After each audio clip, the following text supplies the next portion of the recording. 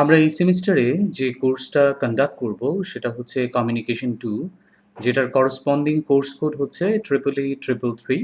আজকে আমরা lecture module 1 দিয়ে শুরু করছি। লেকচার মডিউল 1 এ আমরা যে টপিকগুলো নিয়ে আলোচনা করব সেগুলো হচ্ছে সবার প্রথমে মাল্টিপ্লেক্সিং এবং তার পরবর্তীতে স্প্রেড স্পেকট্রাম টেকনোলজি। সবার প্রথমেই আসি ব্যান্ডউইডথ ইউটিলাইজেশন। ব্যান্ডউইডথ ইউটিলাইজেশনের জন্য মূলত আমরা মাল্টিপ্লেক্সিং টেকনিকটি ব্যবহার করি। আমরা যদি লিটারেচারটা পড়ি তাহলে এখানে লেখা আছে bandwidth utilisation is the wise use of available bandwidth to achieve specific goal. তার মানে হচ্ছে আমাদের যে লিমিটেড ব্যান্ডউইডথ আছে, আমরা জানি যে ওয়্যারলেস কমিউনিকেশনের ক্ষেত্রে ব্যান্ডউইডথ এক্সট্রিমলি ইম্পর্ট্যান্ট একটি রিসোর্স যেটি অত্যন্ত লিমিটেড। কেননা বাংলাদেশের পয়েন্ট অফ ভিউ থেকে আমরা যদি চিন্তা করি তাহলে আমরা বলতে পারি বাংলাদেশ টেলিকমিউনিকেশন রেগুলেটরি কমিশন যেটি আছে, সেই টেলিকমিউনিকেশন রেগুলেটরি কমিশন কিন্তু আমাদের যে সকল মোবাইল অপারেটর তাদেরকে ব্যান্ডউইডথ প্রোভাইড করে থাকে এবং সেই ব্যান্ডউইডথ দিয়েই মূলত অপারেটরগুলো সাবস্ক্রাইবারদেরকে সার্ভিস প্রদান করে। আর এই ব্যান্ডউইডথটি বাংলাদেশের জন্য যে অ্যালোকেটেড ব্যান্ডউইডথটি রয়েছে, সেই ব্যান্ডউইডথটি মূলত ইউনাইটেড নেশনের আইটিইউটি অর্থাৎ ইন্টারন্যাশনাল টেলিকমিউনিকেশন ইউনিয়ন, সেখান থেকে প্রত্যেক দেশের জন্য নির্দিষ্ট করা আছে ব্যান্ডউইডথ। সেখান থেকে বিটিআরসিকে বাংলাদেশের জন্য অ্যালোকেটেড ব্যান্ডউইডথ অ্যাসাইন করা হয় এবং সেই ব্যান্ডউইডথটি মূলত বিটিআরসি বাংলাদেশের যে সকল ওয়্যারলেস মোবাইল অপারেটর আছে তাদেরকে সেই ব্যান্ডউইডথটি প্রোভাইড করে যাতে তারা সার্ভিসটি প্রদান করতে পারে। ওয়্যারলেস কমিউনিকেশনের ক্ষেত্রে ব্যান্ডউইডথ এক্সট্রিমলি স্কার্স একটি রিসোর্স, যেটিকে খুব প্রপারলি এবং ওয়াইজলি ব্যবহার করতে হবে। সেই ব্যবহারের জন্যই মূলত আমরা higher order modulation scheme, higher order coding এবং আমরা মাল্টিপ্লেক্সিং টেকনিক ব্যবহার করে থাকি। যেমনটা বলছিলাম যে এখানে যেটা লেখা আছে যে bandwidth utilisation is the wise use of available bandwidth to achieve specific goal.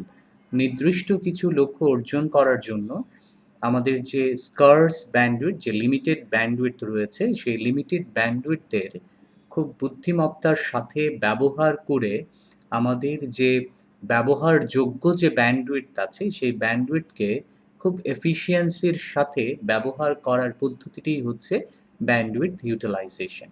ব্যান্ডউইডথকে properly ব্যবহার করতে হবে, এফিশিয়েন্সির সাথে ব্যবহার করতে হবে যাতে কোনো ব্যান্ডউইডথ ওয়েস্ট না হয়। কেননা আমাদের ব্যান্ডউইডথ লিমিটেড কিন্তু আমাদের সাবস্ক্রাইবারের সংখ্যা কিন্তু প্রচুর। সেটা হচ্ছে, আর সেই ব্যান্ডউইডথ এফিশিয়েন্সি আমরা অ্যাচিভ করতে পারি মূলত মাল্টিপ্লেক্সিং এর মাধ্যমে। সেটি এখানে দেওয়া আছে যে efficiency can be achieved by multiplexing. Multiplexing technology ব্যবহার করে আমি ব্যান্ডউইডথ এফিশিয়েন্সিটা নিশ্চিত করতে পারি। মাল্টিপ্লেক্সিং এর বিপরীত একটি প্রক্রিয়া হচ্ছে স্প্রেড স্পেকট্রাম টেকনোলজি। স্পেকট্রাম শব্দের অর্থ হচ্ছে ফ্রিকোয়েন্সি অথবা একটা পার্টিকুলার রেঞ্জ অফ ফ্রিকোয়েন্সি, আর স্প্রেড শব্দের অর্থ হচ্ছে বিস্তৃত। তার মানে স্প্রেড স্পেকট্রাম টেকনোলজি হচ্ছে যেখানে আমাদের ফ্রিকোয়েন্সিটি বিস্তৃত। যেখানে আমরা মাল্টিপ্লেক্সিংয়ে লিমিটেড ব্যান্ডউইডথ ব্যবহার করার কথা বলছি, সেখানে স্প্রেড স্পেকট্রামে ফ্রিকোয়েন্সি অথবা ব্যান্ড এক্সপান্ড করার কথা বলা হচ্ছে, বিস্তৃত করার কথা বলা হচ্ছে এবং সেটির উদ্দেশ্য হিসেবে বলা হয়েছে privacy and anti jamming.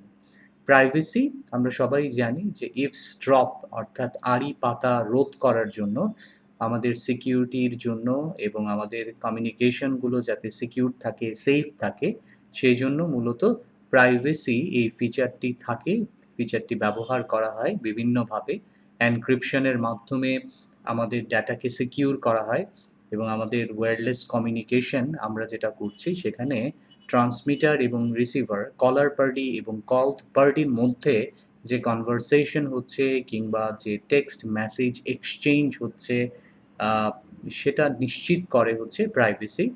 R anti জ্যামিংটা হচ্ছে আমরা যখন একটা নির্দিষ্ট ব্যান্ডে অপারেট করব, ট্রান্সমিটার যদি একটা সোর্স তার ট্রান্সমিটারের সাহায্যে একটা পার্টিকুলার ফ্রিকোয়েন্সিতে অপারেট করছে, এখন এনিমি পক্ষ যদি সেই একই ফ্রিকোয়েন্সিতে হাই পাওয়ারে অপারেট করে, তাহলে কিন্তু আমাদের সোর্সটি তারা কিন্তু অপারেট করতে পারবে না, অর্থাৎ কোনো ধরনের ফ্রিকোয়েন্সি ট্রান্সমিট করতে পারবে না। কেননা আমরা জানি যে সেম ফ্রিকোয়েন্সি যদি থাকে, এক্সিস্ট করে, তাহলে যেটি হাই পাওয়ারের হবে সেই হাই পাওয়ারের ফ্রিকোয়েন্সিটি কেবলমাত্র থাকবে, অর্থাৎ হাই পাওয়ারের ফ্রিকোয়েন্সিটি রিলেটিভলি লো পাওয়ারের ফ্রিকোয়েন্সিকে ডিস্ট্রয় করে দিবে অথবা কমিউনিকেট করতে দেবে না। তাহলে আমরা যদি বিষয়টাকে এভাবে চিন্তা করি যে একটা মিলিটারি অ্যাপ্লিকেশনের জন্য সোর্স থেকে রিসিভারে ডাটা ট্রান্সমিশন হচ্ছে, এখন যে পার্টিকুলার ফ্রিকোয়েন্সিতে ডাটা ট্রান্সমিশন হচ্ছে সেই পার্টিকুলার ফ্রিকোয়েন্সি এনিমিরা ট্রেস আউট করেছে এবং সেটাকে আইডেন্টিফাই করেছে যে এই পার্টিকুলার ফ্রিকোয়েন্সিতে অপারেট হচ্ছে, এবং তারা কি করলো সেই একই ফ্রিকোয়েন্সি আমাদের সোর্সের ট্রান্সমিটার বরাবর তারা থ্রো করলো, এন্টিনা বরাবর তারা থ্রো করলো এবং রিলেটিভলি হাই পাওয়ারে থ্রো করলো। তাহলে খুব অবভিয়াস যে আমাদের এনিমির যে সিগন্যালটা সেটা থেকে যাবে, আর আমাদের ট্রান্সমিটার থেকে, এন্টিনা থেকে যে সিগন্যালটা রেডিয়েট হচ্ছিল সেটা রিসিভারের কাছে গিয়ে পৌঁছাবে না। তার এই যে প্রক্রিয়াটি, এটাকে আমরা বলি জ্যামিং প্রপার্টি। এটা বেসিক্যালি মিলিটারি অ্যাপ্লিকেশনে সিকিউরিটির জন্য, এবং যাতে দুইটা মিলিটারি বেইজের মধ্যে কমিউনিকেশন করা না যায়, অথবা নেভাল যে স্টেশনগুলো আছে সেগুলোর মধ্যে যাতে কমিউনিকেট করা না যায়, সে কারণে এনিমিরা মূলত অপারেটিং ফ্রিকোয়েন্সি ব্যান্ডকে জ্যাম করে রেখে দেয়। আর সেই জ্যামকে প্রিভেন্ট করার জন্য আমরা স্প্রেড স্পেকট্রাম টেকনোলজি ব্যবহার করি, অর্থাৎ স্প্রেড স্পেকট্রাম টেকনোলজি ব্যবহার করে জ্যামিংকে প্রিভেন্ট করা যায় বলে এই অ্যাপ্লিকেশনটির নাম হচ্ছে এন্টি জ্যামিং অ্যাপ্লিকেশন।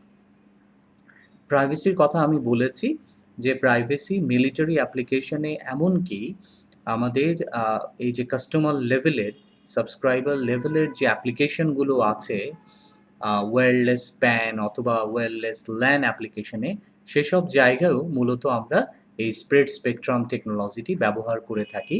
আর এর বাইরে এটার বিশাল বড় একটা অ্যাপ্লিকেশন রয়েছে মিলিটারি অ্যাপ্লিকেশনের ক্ষেত্রে। তাহলে সেখানে আমরা প্রাইভেসির জন্য স্প্রেড স্পেকট্রাম টেকনোলজি ব্যবহার করি, তার পাশাপাশি এন্টি জ্যামিং এর জন্য আমরা স্প্রেড স্পেকট্রাম টেকনোলজি ব্যবহার করে থাকি।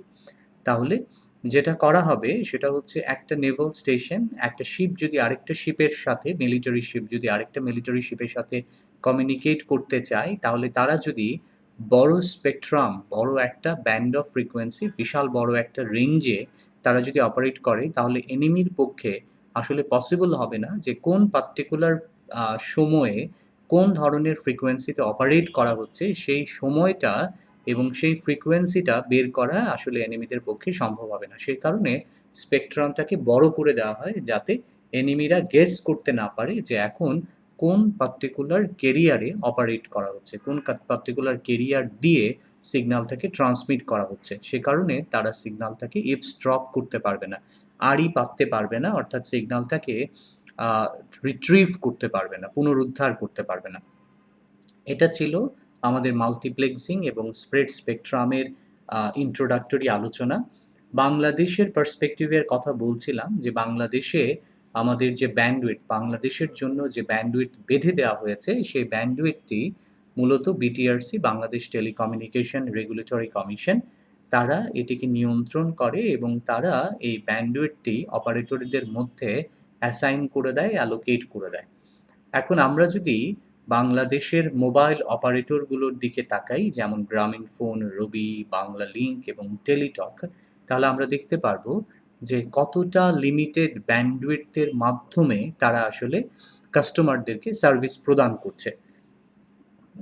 যেমন আমরা যদি গ্রামীণফোনের কথা বলি, তাহলে গ্রামীণফোনে আমাদের কাস্টমার গ্রামীণফোনের হিসাব অনুযায়ী ৮ কোটির কাছাকাছি, এবং বিটিআরসির হিসাব অনুযায়ী গত 18ই অগাস্ট 2020-এর যে স্ট্যাটিস্টিক্স আমরা দেখতে পাচ্ছি, যে ইনফরমেশন আমরা দেখতে পাচ্ছি, সেই হিসেবে খুবই রিসেন্ট ইনফরমেশন, গত ২ মাস আগে, ২.৫ মাস আগের, সেখান থেকে আমরা দেখতে পাচ্ছি যে গ্রামীণফোনের যে ব্যান্ডউইথ দেওয়া আছে সেটা হচ্ছে মাত্র 37 মেগাহার্টজ। এই 37 মেগাহার্টজ দিয়ে তারা প্রায় 7.5 কোটি মানুষকে আসলে সার্ভিস প্রদান করে থাকে। আমরা যদি রবির কথা বলি তাহলে রবির সাবস্ক্রাইবার সংখ্যা 4,79,00,000 18ই অগাস্ট 2020 ইনফরমেশন পর্যন্ত। তাদের জন্য বেঁধে দেওয়া ব্যান্ডউইডথ হচ্ছে 36.4 মেগাহার্টজ।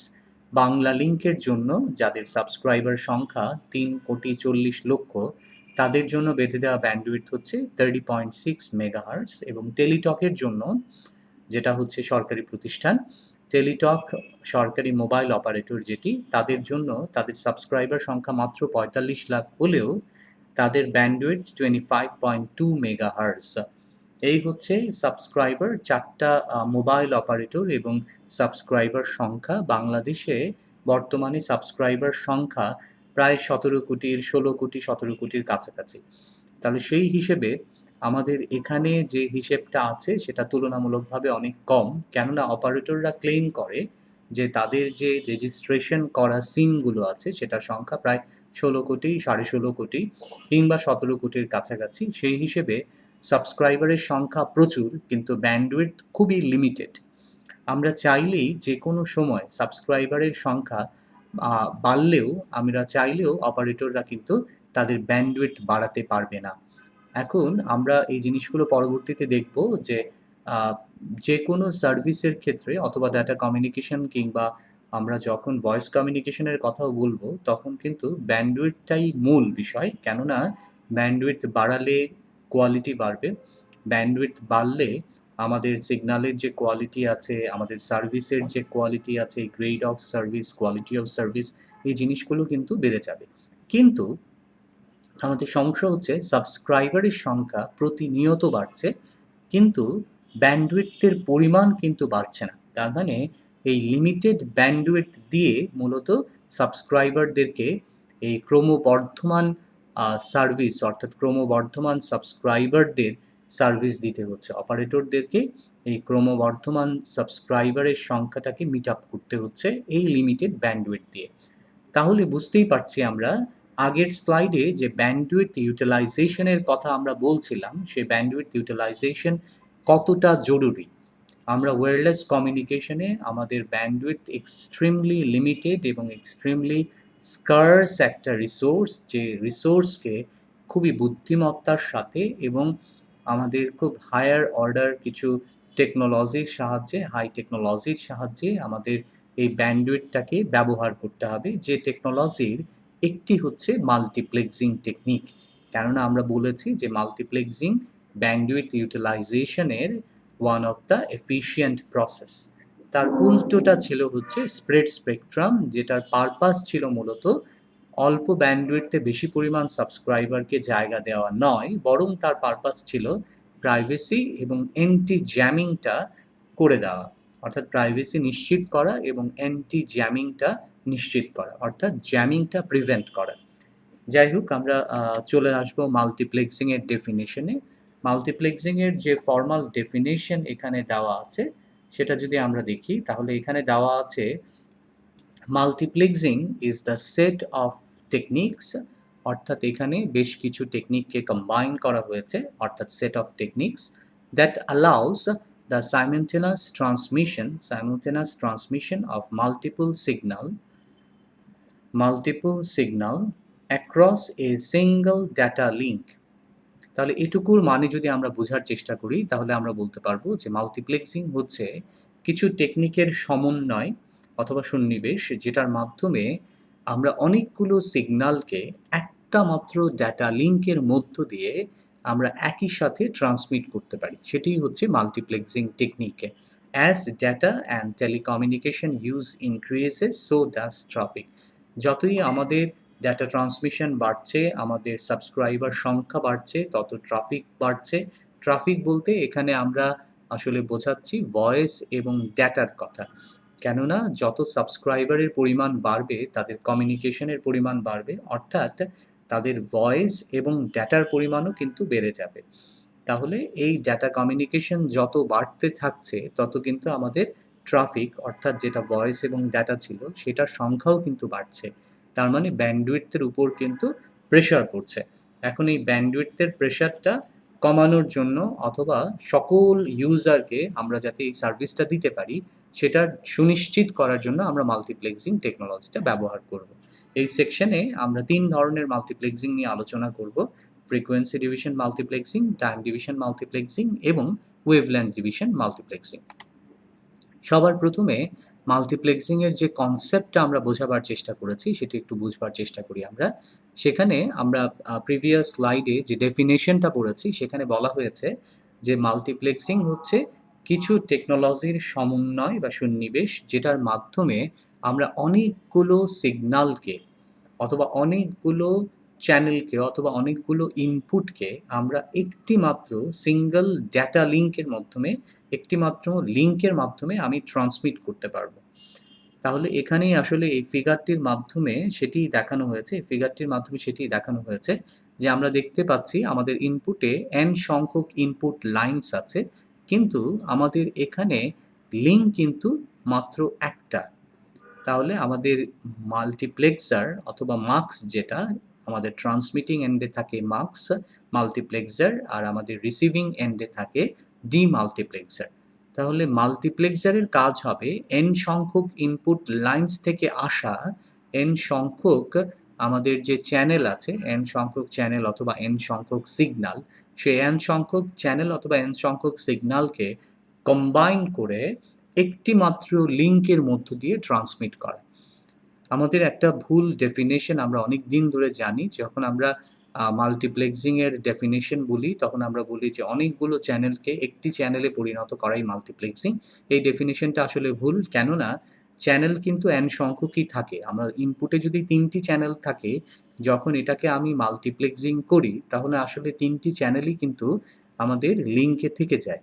তাহলে আমাদের সঠিক ডেফিনেশনটি হবে যে মাল্টিপ্লেক্সিং হচ্ছে এমন একটি টেকনিক যেখানে ইনপুটের n সংখ্যক চ্যানেলকে কম্বাইন করে একটি মাত্র লিঙ্কের মধ্য দিয়ে একটি মাত্র মিডিয়ার মধ্য দিয়ে আমরা ডাটাটাকে ট্রান্সমিট করতে পারি, আর সেই ডাটাটাকে কম্বাইন করার দায়িত্ব হচ্ছে মাল্টিপ্লেক্সারের, যেটা থাকে ট্রান্সমিটারে। আর রিসিভিং এন্ডে যে ডিমাল্টিপ্লেক্সার থাকে সেই ডিমাল্টিপ্লেক্সারের কাজ হচ্ছে যে এই কম্বাইন্ড ডাটাকে সেপারেট করে ডেস্টিনেশনে পৌঁছে দেওয়া ডেস্টিনেশনে যে n সংখ্যক লাইন আছে, আউটপুট লাইনস আছে, সেই n সংখ্যক আউটপুট লাইনসে সিলেক্টিভলি ইন্টেন্ডেড ডাটা, যার জন্য এই ডাটাটা প্রযোজ্য কেবলমাত্র তাকেই ডাটাটা পৌঁছে দেওয়া, এটি হচ্ছে ডিমাল্টিপ্লেক্সারের কাজ। Categories of multiplexing. মাল্টিপ্লেক্সিং এর যদি ক্লাসিফিকেশনের কথা আমরা বলি তাহলে আমরা মূলত মাল্টিপ্লেক্সিংকে দুটা ভাগে ভাগ করব। একটা হচ্ছে অ্যানালগ মাল্টিপ্লেক্সিং, আরেকটা হচ্ছে ডিজিটাল মাল্টিপ্লেক্সিং। অ্যানালগ মাল্টিপ্লেক্সিং এবং ডিজিটাল মাল্টিপ্লেক্সিং। এখন অ্যানালগ মাল্টিপ্লেক্সিং এর আওতায় দু ধরনের মাল্টিপ্লেক্সিং টেকনোলজি আছে। একটা হচ্ছে ফ্রিকোয়েন্সি ডিভিশন মাল্টিপ্লেক্সিং, আরেকটা হচ্ছে ওয়েভলেন্থ ডিভিশন মাল্টিপ্লেক্সিং। এই দুটা হচ্ছে অ্যানালগ মাল্টিপ্লেক্সিং টেকনিক। আর ডিজিটাল একমাত্র মাল্টিপ্লেক্সিং টেকনিক হচ্ছে টাইম ডিভিশন মাল্টিপ্লেক্সিং। এবার আমরা চলে আসি ফ্রিকোয়েন্সি ডিভিশন মাল্টিপ্লেক্সিং এ।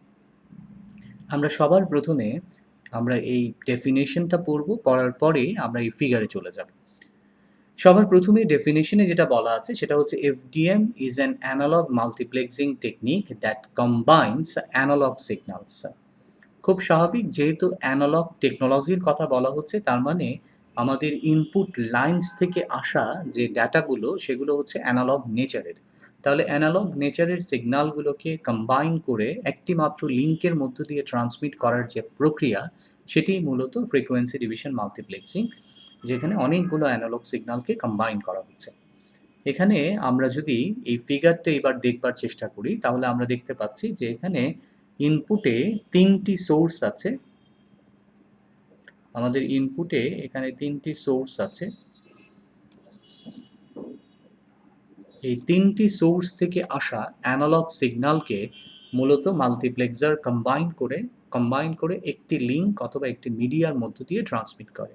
এখানে দেখবার বিষয় হচ্ছে যে এখানে ৩টি সোর্স আছে এবং ৩টি সোর্সের জন্য কিন্তু ৩টি চ্যানেল আছে, চ্যানেল 1, চ্যানেল 2, চ্যানেল 3, কিন্তু এখানে লিঙ্ক কিন্তু একটা। যেটা বলছিলাম যে একটি লিঙ্ক কিন্তু n সংখ্যক চ্যানেল, একটি লিঙ্ক কিন্তু সেখানে n সংখ্যক চ্যানেল। তাহলে এখানে 1 2 3 তিনটা ইউজারের জন্য তিনটা চ্যানেল রয়েছে, কিন্তু একটি মাত্র লিঙ্কের মধ্য দিয়ে ডাটাটাকে ট্রান্সমিট করা হচ্ছে। ডিমাল্টিপ্লেক্সার সেটা কি করবে, চ্যানেল 1 2 3 কে তার করসপন্ডিং যে ডেস্টিনেশন আউটপুট লাইন আছে সেটাতে পৌঁছে দেবে। অর্থাৎ 1 এর করসপন্ডিং ডেস্টিনেশন 1, 2 এর করসপন্ডিং ডেস্টিনেশন 2, 3 এরটাও একই রকম 3। তাহলে একইভাবে ডিমাল্টিপ্লেক্সার চ্যানেল 1 এর ডাটাকে ডিমাল্টিপ্লেক্সার আমাদের চ্যানেল 1 এর ডাটাকে ডেস্টিনেশন 1 এ পৌঁছে দিবে। এভাবে বাকিগুলোর ক্ষেত্রেও একই জিনিস প্রযোজ্য। এবার আমরা একটু যদি লিটারেচারের দিকে তাকাই তাহলে এই জিনিসগুলো আমরা আরো ভালোভাবে বুঝতে পারবো। এখানে যেটা বলা আছে সেটা হচ্ছে frequency division multiplexing is a technique by which the total bandwidth available in the communication media, যেটা বলছিলাম এটাকে লিঙ্ক অথবা মিডিয়া বলা যায়, অর্থাৎ total bandwidth available in the communication media is divided into a series of non-overlapping frequency subband, each of which is used to carry separate signal. তাহলে প্রথমে first প্যারাগ্রাফে আমরা যেটা পড়লাম সেটার মানে হচ্ছে যে ফ্রিকোয়েন্সি ডিভিশন মাল্টিপ্লেক্সিং হচ্ছে এমন একটা টেকনিক যেটা আমাদের মিডিয়ার যে টোটাল অ্যাভেলেবল ব্যান্ডউইথ রয়েছে সেই ব্যান্ডউইথকে সিরিজে 1 2 3 এই সিকোয়েন্সে সিরিজে নন ওভারল্যাপিং সাবব্যান্ডে, অর্থাৎ যে ফ্রিকোয়েন্সি সাবব্যান্ড একটার সাথে আরেকটা ওভারল্যাপ করছে না সেরকম নন ওভারল্যাপিং সাবব্যান্ডে ভাগ করবে এবং প্রত্যেকটি সাবব্যান্ড আলাদা আলাদা সিগন্যালকে ক্যারি করে নিয়ে যাবে। সোর্স থেকে আসা আলাদা আলাদা সিগন্যালকে ক্যারি করে সে ডেস্টিনেশনে পৌঁছে দেবে। তাহলে এটার মানে কি আসলে? এটার মানে আমরা যদি ফিগার থেকে একটু দেখবার চেষ্টা করি তাহলে আমরা যদি ধরে নিই যে আমাদের এই যে ফার্স্ট যে লিঙ্ক অথবা ফার্স্ট যে মিডিয়াটা আছে এখানে সেটার টোটাল ব্যান্ডউইথ আমরা এখানে কনসিডার করি যে এই যে লিঙ্ক এটা টোটাল ব্যান্ডউইথ হচ্ছে 9 মেগাহার্টজ। আমরা চিন্তা করি যে এটা টোটাল ব্যান্ডউইথ হচ্ছে 9 মেগাহার্টজ। তাহলে এখানে এই 9 মেগাহার্টজকে যা করা হবে ফ্রিকোয়েন্সি ডিভিশন মাল্টিপ্লেক্সিংয়ে এই 9 মেগাহার্টজকে যা করা হবে সেটা হচ্ছে এই 9 মেগাহার্টজকে এই তিনটা ইউজারের মধ্যে সমানভাবে ভাগ করে দেওয়া হবে সিরিজে নন ওভারল্যাপিং প্যাটার্নে, অর্থাৎ যাতে এই সাবব্যান্ডগুলো একটার সাথে আরেকটা ওভারল্যাপ না করে। তাহলে সেই হিসেবে 9 মেগাহার্টজকে আমরা যদি ইকুয়ালি ডিভাইড করি তাহলে চ্যানেল 1 এর জন্য আমরা 3 মেগাহার্টজ, চ্যানেল 2 এর জন্য আমরা 3 মেগাহার্টজ, চ্যানেল 4 এর জন্য চ্যানেল 3 এর জন্য আমরা 3 মেগাহার্টজ, চ্যানেল 1 এর জন্য 3 মেগাহার্টজ, চ্যানেল 2 এর জন্য 3 মেগাহার্টজ, চ্যানেল 2 এবং 3 এর জন্য 3 মেগাহার্টজ করে আমরা ব্যান্ডউইথ পাচ্ছি। তাহলে এই যে টোটাল ব্যান্ডউইথকে আমরা ভাগ করে নিলাম, তাহলে প্রত্যেকটা ভাগকে আমরা বলছি এক একটা সাবব্যান্ড। অর্থাৎ এই যে 3 মেগাহার্টজ ফার্স্ট চ্যানেলের জন্য অ্যালোকেট করা হলো এটা হচ্ছে একটা সাবব্যান্ড। সেকেন্ড চ্যানেলের জন্য আমরা যে পরবর্তীতে আরো 3 মেগাহার্টজ আমরা অ্যালোকেট করেছি এটা হচ্ছে আরেকটা সাবব্যান্ড। থার্ড চ্যানেলের জন্য আমরা যে আরেকটা ব্যান্ডউইথকে ভাগ করেছি সেটা আরেকটা সাবব্যান্ড। তাহলে এখানে আমরা তিনটা সাবব্যান্ড পাচ্ছি। তাহলে এখানে উদ্দেশ্যটা কি আসলে? উদ্দেশ্যটা হচ্ছে যে আমরা মাল্টিপ্লেক্সিং করব কেননা আমরা অনেকগুলো ইউজারকে অনেকগুলো সোর্স থেকে আসা সিগন্যালকে একটা মাত্র লিঙ্কের মধ্য দিয়ে আমরা নিয়ে যেতে চাই। অর্থাৎ মাল্টিপ্লেক্সিং টেকনিকের সাহায্যে আমাদের অনেকগুলো সোর্স অথবা অনেকগুলো ইউজার যাতে একটা মাত্র লিঙ্ক অ্যাক্সেস করতে পারে সেটি হচ্ছে মাল্টিপ্লেক্সিং, যেটা বলছিলাম আমরা ব্যান্ডউইথ ইউটিলাইজেশন। একটা মাত্র লিঙ্কের টোটাল যে ব্যান্ডউইথ আছে সেই ব্যান্ডউইথকে যাতে অনেকজন ইউজার একই সাথে ব্যবহার করতে পারে সেই টেকনোলজিটাই হচ্ছে মাল্টিপ্লেক্সিং টেকনোলজি। মাল্টিপ্লেক্সিং এর মাধ্যমে আমরা যেটা করছি সেটা হচ্ছে আমাদের যে রিসোর্সগুলো আছে ওয়্যারলেস কমিউনিকেশনের যে রিসোর্সগুলো আছে সেই রিসোর্সগুলোকে আমরা ভেঙে ইউজারদের মধ্যে আমাদের যতগুলো ইউজার আছে তাদের মধ্যে আমরা অ্যালোকেট করছি, অ্যাসাইন করছি, ঠিক আছে, যাতে তারা সকলে আমাদের এই লিমিটেড রিসোর্সগুলো ব্যবহার করতে পারে। এখন কোন রিসোর্সকে আমি ভাগ করে মাল্টিপ্লেক্সিং এই পারপাসটি সার্ভ করছি সেটির উপর ভিত্তি করে আমাদের নামকরণটি হচ্ছে। যেমন প্রথমেই আমরা যেটা নিয়ে আলোচনা করছি সেটি হচ্ছে ফ্রিকোয়েন্সি ডিভিশন মাল্টিপ্লেক্সিং। তার মানে এখানে আমরা মাল্টিপ্লেক্সিং করছি, অর্থাৎ একটা লিঙ্কের মধ্য দিয়ে আমরা অনেকগুলো ডেটাকে ট্রান্সমিট করছি, অনেকগুলো ইনফরমেশনকে ট্রান্সমিট করছি, অর্থাৎ অনেকগুলো সোর্স থেকে আসা ইনফরমেশনকে আমরা সাইমেলটেনিয়াসলি ট্রান্সমিট করছি। এখন এই মাল্টিপ্লেক্সিংটি করার জন্য আমরা কাকে ডিভাইড করেছি আসলে? আমরা ডিভাইড করেছি ফ্রিকোয়েন্সিকে। এই কারণে এই ধরনের মাল্টিপ্লেক্সিংকে আমরা বলছি ফ্রিকোয়েন্সি ডিভিশন মাল্টিপ্লেক্সিং। যেমনটা আমি উদাহরণে দেখালাম যে 9 মেগাহার্টজ এটা ছিল আমাদের মিডিয়া অথবা লিঙ্কের টোটাল ব্যান্ডউইথ 9 মেগাহার্টজ। সেটিকে আমরা সকল ইউজারের মধ্যে সমানভাবে ভাগ করে দিয়েছি, অর্থাৎ 3 মেগাহার্টজ 3 মেগাহার্টজ 3 মেগাহার্টজ করে। তাহলে এই যে ভাগ করলাম, এই প্রত্যেকটা ভাগকে আমরা বলছি একটা করে ফ্রিকোয়েন্সি সাব ব্যান্ড। তাহলে চ্যানেল 1 অর্থাৎ সোর্স 1 থেকে আসা ডেটা মূলত এই 3 মেগাহার্টজের মধ্য দিয়ে তার ডেটাকে ট্রান্সমিট করবে। চ্যানেল 2 তাই করবে, চ্যানেল 3 ও তাই করবে। তাহলে এটি হচ্ছে সাব ব্যান্ড, এবং এই সাব ব্যান্ডগুলো প্রত্যেক সোর্স থেকে আসা আলাদা আলাদা সিগন্যালকে ক্যারি করে নিয়ে যাবে। সেক্ষেত্রে আমরা লিখেছি যে সেপারেট সিগন্যাল ট্রান্সমিট করবে। এটা ছিল কেস 1, যেখানে আমরা প্রত্যেক ইউজারকে সমান সংখ্যক ব্যান্ডউইথ দিয়েছি এবং আমরা টোটাল ব্যান্ডউইথকে ইউজারের সংখ্যা দিয়ে সিম্পলি ভাগ করে দিয়েছি। ভাগ করে দেওয়ার পর প্রত্যেক ইউজার যেটা পেয়েছে সেটি হচ্ছে তাদের জন্য বরাদ্দকৃত, তাদের জন্য সকল সময়ের জন্য বরাদ্দকৃত একটা ফিক্সড, একটা স্ট্যাটিক ব্যান্ডউইথ, একটা স্ট্যাটিক সাব ব্যান্ড। এটা হচ্ছে কেস 1। এবার আমরা কেস 2 তে চলে যাব। কেস 2 সেকেন্ড প্যারাগ্রাফে যেটা বলা হয়েছে, these subbands can be used independently with completely different information stream। এখানে যে শব্দগুলো গুরুত্বপূর্ণ সেটা হচ্ছে এই যে সাবব্যান্ড, অর্থাৎ এখানে যদি আমি 3টা সাবব্যান্ডের কথা চিন্তা করি, তাহলে এই 3টা সাবব্যান্ড ইন্ডিপেন্ডেন্টলি তারা ব্যবহার করা যেতে পারে তাদেরকে, অর্থাৎ তারা সম্পূর্ণ আলাদা আলাদা ইনফরমেশন ক্যারি করবে। প্রত্যেক সোর্সের জন্য যে আলাদা আলাদা ইনফরমেশন তৈরি হচ্ছে, সে আলাদা আলাদা ইনফরমেশন তারা ক্যারি করে নিয়ে যাবে এই সাব ব্যান্ডের মধ্য দিয়ে। অথবা অথবা যেটা আমরা ফার্স্ট প্যারাগ্রাফে আলোচনা করেছি সেটা হচ্ছে প্রথম অংশ, ইন্ডিপেন্ডেন্টলি, অর্থাৎ সেপারেট সিগন্যাল তারা ক্যারি করে নিয়ে যাবে সাব ব্যান্ডগুলো। অথবা এখানে যেটা সেকেন্ড কথায় বলা হয়েছে, or used dependently in case of information sent in parallel stream. This allows a single transmission media such as the radio spectrum, a cable or optical fiber to be shared by multiple separate signals। এর মানে কি আসলে? মানে হচ্ছে আমাদের 3জন user এখানে আছে 1 2 3, এর মধ্যে সেকেন্ড ইউজারের ব্যান্ডউইথ রিকোয়ারমেন্ট যদি বেশি হয়, তখন এই সেকেন্ড ইউজারের ডেটাগুলো প্যারালাল ডেটা স্ট্রিম আকারে ট্রান্সমিট হতে পারে। আমরা যদি একটা ইনস্ট্যান্স চিন্তা করি যে ফার্স্ট ইউজার তিনি হয়তো এসএমএস পাঠাচ্ছেন, সেকেন্ড ইউজার তিনি হয়তো ভয়েস কল করছেন, এবং থার্ড ইউজার তিনি ভিডিও কনফারেন্সিং করছেন। তাহলে এক্ষেত্রে আমরা খুব সহজেই বুঝতে পারি ফার্স্ট ইউজার যেহেতু এসএমএস পাঠাচ্ছেন তার ব্যান্ডউইথ রিকোয়ারমেন্ট হচ্ছে মিনিমাম, খুব অল্প ব্যান্ডউইথেই তার কাজ কিন্তু হয়ে যাবে। সেকেন্ড যে ইউজার, সে যেটা করছে সেটা হচ্ছে ভয়েস কল, শুধুমাত্র অডিও কনভারসেশন সে করছে, সেক্ষেত্রেও ব্যান্ডউইথ রিকোয়ারমেন্ট তুলনামূলকভাবে কম। কিন্তু থার্ড ইউজার সে যেহেতু ভিডিও কনফারেন্সিং করছে, সুতরাং তার ব্যান্ডউইথ রিকোয়ারমেন্ট কিন্তু প্রচুর।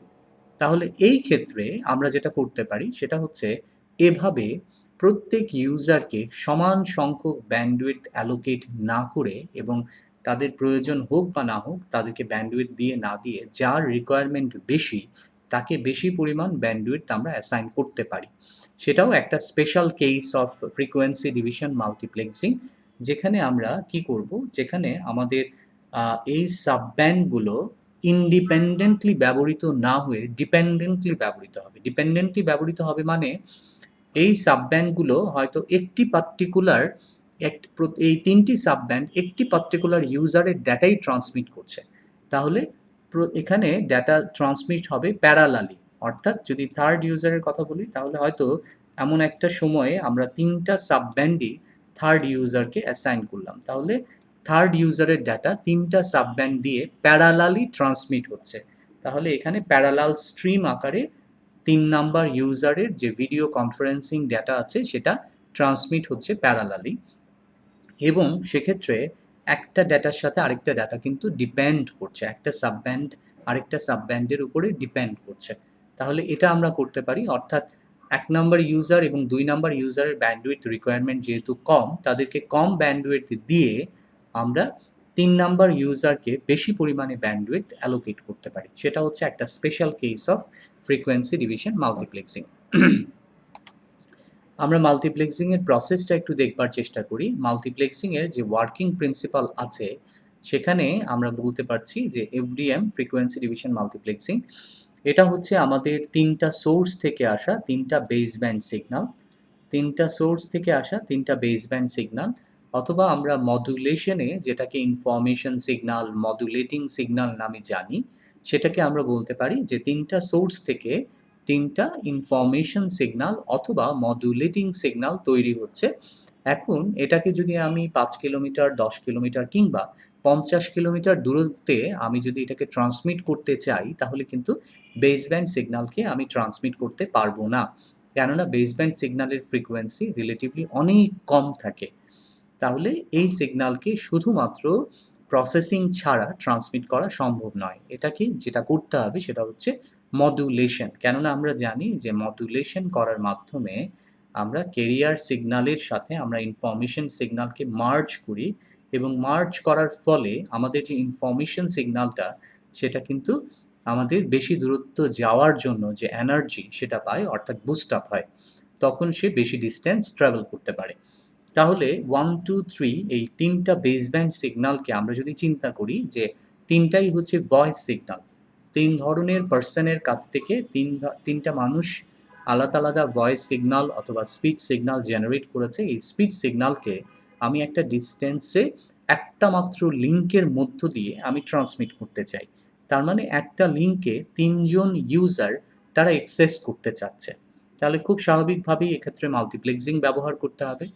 আর মাল্টিপ্লেক্সিংটা আমরা যেহেতু ফ্রিকোয়েন্সি ডিভিশন মাল্টিপ্লেক্সিং নিয়ে আলোচনা করছি, তার মানে এটাকে ফ্রিকোয়েন্সিতে ডিভাইড করতে হবে। তার মানে এখানে 3টা ইউজারের বেস ব্যান্ড ফ্রিকোয়েন্সি যেহেতু সেম, সুতরাং তাদের কেরিয়ারটা আলাদা হতে হবে। ব্যাপারটা আরেকটু ক্লিয়ার করি। আমরা যদি ভয়েস সিগন্যালের কথা বলি, তাহলে ভয়েস সিগন্যালের ম্যাক্সিমাম ফ্রিকোয়েন্সি, স্পিচ সিগন্যালের ম্যাক্সিমাম ফ্রিকোয়েন্সি 3.8 কিলোহার্টজ। এই যে আমি কথা বলছি, এটার ম্যাক্সিমাম ফ্রিকোয়েন্সি 3.8 কিলোহার্টজ। তবে ইন জেনারেলি 4 কিলোহার্টজ কনসিডার করা হয় যে ম্যাক্সিমাম ফ্রিকোয়েন্সি। এই 4 কিলোহার্টজকে ম্যাক্সিমাম ফ্রিকোয়েন্সি ধরে আমাদের এখানে যেটা হচ্ছে সেটা হচ্ছে 3টা ইউজার থেকে 3 ধরনের ভয়েস ফ্রিকোয়েন্সি তৈরি হয়েছে, ভয়েস সিগন্যাল তৈরি হয়েছে, এবং প্রত্যেকের ভয়েস ফ্রিকোয়েন্সি ম্যাক্সিমাম 4 কিলোহার্টজ, 0 থেকে 4 কিলোহার্টজ। তাহলে এই 4 কিলোহার্টজকে আমরা যদি একটা মাত্র লিঙ্কের মধ্য দিয়ে মডুলেশন ছাড়া ট্রান্সমিট করে দেই, তাহলে যেটা হবে যে 3টা ফ্রিকোয়েন্সি, 3টা সোর্স থেকে আসা 3টা সিগন্যালের ফ্রিকোয়েন্সি যেহেতু সেম, তাহলে একটা সিগন্যালের সাথে আরেকটা সিগন্যাল কিন্তু মিশে যাবে। কেননা তারা একই ফ্রিকোয়েন্সি শেয়ার করছে। সেটা কি? 0 থেকে 4 কিলোহার্টজ। অর্থাৎ সেটা যদি আমরা করি, অর্থাৎ তাদেরকে কোনো ধরনের মডিফিকেশন ছাড়া, মডুলেশন ছাড়া, ফ্রিকোয়েন্সি স্কেলিং ছাড়া আমরা যদি 3টা সিগন্যালকে কম্বাইন করে দিই, তাহলে সকল ডেটা কিন্তু করাপ্টেড হয়ে যাবে। কেননা 3টা সিগন্যাল তারা একই ফ্রিকোয়েন্সি ব্যান্ড শেয়ার করছে, অর্থাৎ ফ্রিকোয়েন্সি রেঞ্জ শেয়ার করার কারণে একটা সিগন্যালের সাথে আরেকটা সিগন্যাল ওভারল্যাপ হয়ে যাবে। আলটিমেটলি আমার সকল সিগন্যাল কিন্তু করাপ্টেড হয়ে যাবে। এটাকে আমরা বলি ইন্টারফিয়ারেন্স। অর্থাৎ একটা সিগন্যালের ফ্রিকোয়েন্সির সাথে আরেকটা সিগন্যালের ফ্রিকোয়েন্সি যদি মিলে যায় অথবা ওভারল্যাপ হয়, তখন সেটাকে আমরা বলি ইন্টারফিয়ারেন্স। সেই ইন্টারফিয়ারেন্স প্রিভেন্ট করার জন্য এবং ফ্রিকোয়েন্সি ডিভিশন মাল্টিপ্লেক্সিং এই ফ্রিকোয়েন্সিটাকে ভাগ করার জন্য, যাতে আলাদা আলাদা ইউজার আলাদা আলাদা ফ্রিকোয়েন্সিতে অপারেট করে, সেটার জন্য আমরা যেটা করব সেটা হচ্ছে মডুলেশন।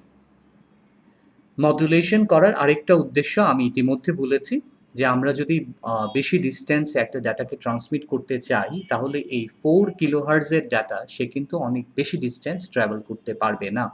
সেজন্য যেটা করতে হবে সেটা হচ্ছে হাই ফ্রিকোয়েন্সির একটা ক্যারিয়ারের সাথে আমাদের ইনফরমেশন সিগন্যাল অথবা মডুলেটিং সিগন্যালকে আমাদের মাল্টিপ্লাই করতে হবে, অ্যাড করে নিতে হবে, যাতে আমাদের ইনফরমেশন সিগন্যালের ফ্রিকোয়েন্সিটা বেড়ে যায়, অর্থাৎ সে বেশি ডিস্টেন্স ট্রাভেল করার জন্য শক্তি অর্জন করে। তাহলে এখানে আমরা দেখতে পাচ্ছি যে আমাদের এখানে ৩টা সোর্স রয়েছে। তাহলে খুব স্বাভাবিকভাবেই আমাদের যে মডুলেশনটা আমরা করব, সেখানে যে ফ্রিকোয়েন্সিটা আমরা ব্যবহার করব, সেই ফ্রিকোয়েন্সিগুলো কিন্তু আলাদা, আলাদা হতে হবে।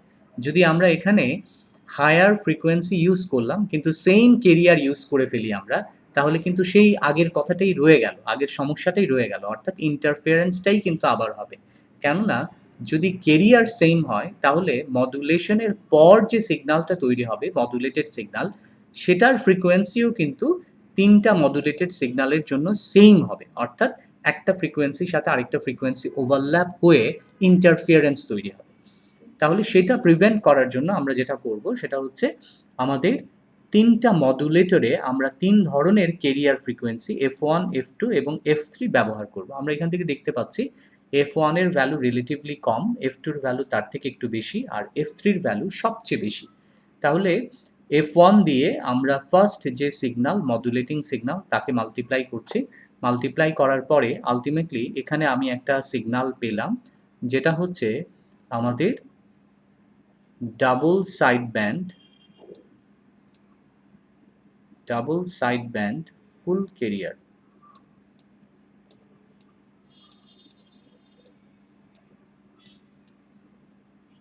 আমাদের এখানে যে মডুলেশনগুলো হয়েছে, সেই মডুলেশন কিন্তু অ্যামপ্লিটিউড মডুলেশন।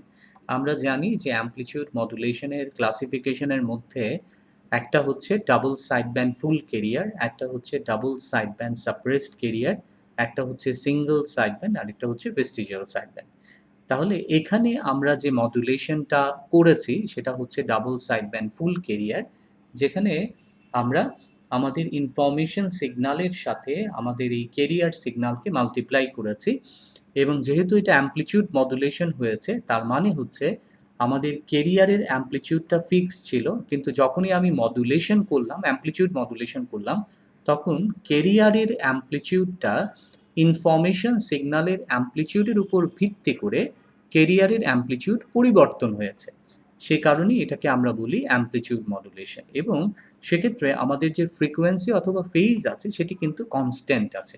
কেবলমাত্র ক্যারিয়ারের অ্যামপ্লিটিউডটি পরিবর্তন হয়েছে বলে এ ধরনের মডুলেশনকে আমরা বলি অ্যামপ্লিটিউড মডুলেশন। এবং অ্যামপ্লিটিউড মডুলেশনের যে ক্লাসিফিকেশন আছে, তার মধ্যে এখানে আমরা যেটা করেছি সেটা হচ্ছে ডাবল সাইড ব্যান্ড। আমরা দেখতে পাচ্ছি যে উপরে একটি ব্যান্ড আছে, নিচে একটি ব্যান্ড আছে, এবং এখানে আমাদের ক্যারিয়ার যেটা, সেটা কিন্তু ফুল আছে। ক্যারিয়ারটা কখনো সাপ্রেস হয়ে যায়নি, ক্যারিয়ারটা সকল সময় কিন্তু বিদ্যমান রয়েছে, এবং ক্যারিয়ারটা কখনোই জিরো হয়ে যায়নি। যেমনটা আমরা দেখি যে সাপ্রেসড ক্যারিয়ারের ক্ষেত্রে একটা সময় এসে এই উপরের ব্যান্ড এবং নিচের ব্যান্ডের ক্যারিয়ারটা জিরো হয়ে যায়। জিরো হয়ে যাওয়ার পরে এখান থেকে আবার নতুন করে হয়তো আরেকটা ব্যান্ড শুরু হয়। কিন্তু এখানে আমাদের সবসময় ফুল ক্যারিয়ার থাকবে।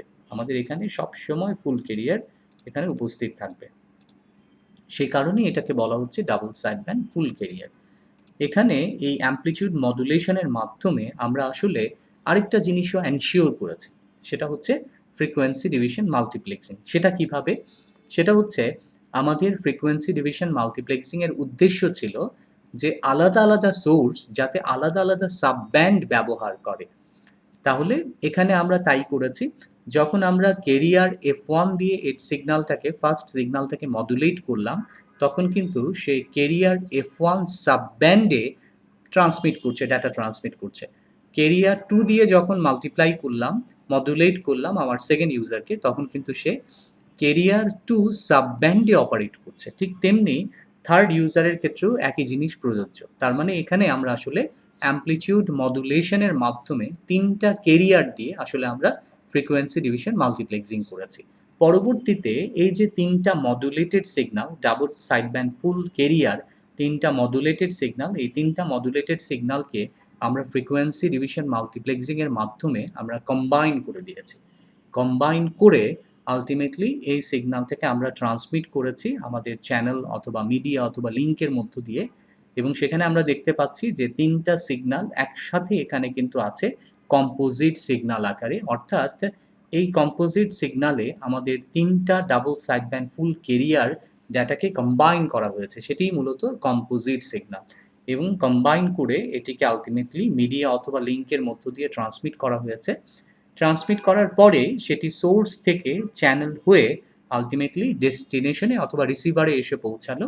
রিসিভারে আমাদের এখানে একটি পাওয়ার স্প্লিটার আছে, যেহেতু আমাদের ৩টি ডেস্টিনেশন, তাহলে এটি 1:3 অথবা আমাদের পাওয়ারকে ৩টি ভাগে ৩টি সমানভাবে ভাগ করে দিবে। ভাগ করে দেওয়ার পর এই যে কম্পোজিট সিগন্যালটা আছে, এই কম্পোজিট সিগন্যালটা এই ফিল্টারের ইনপুটে আসবে।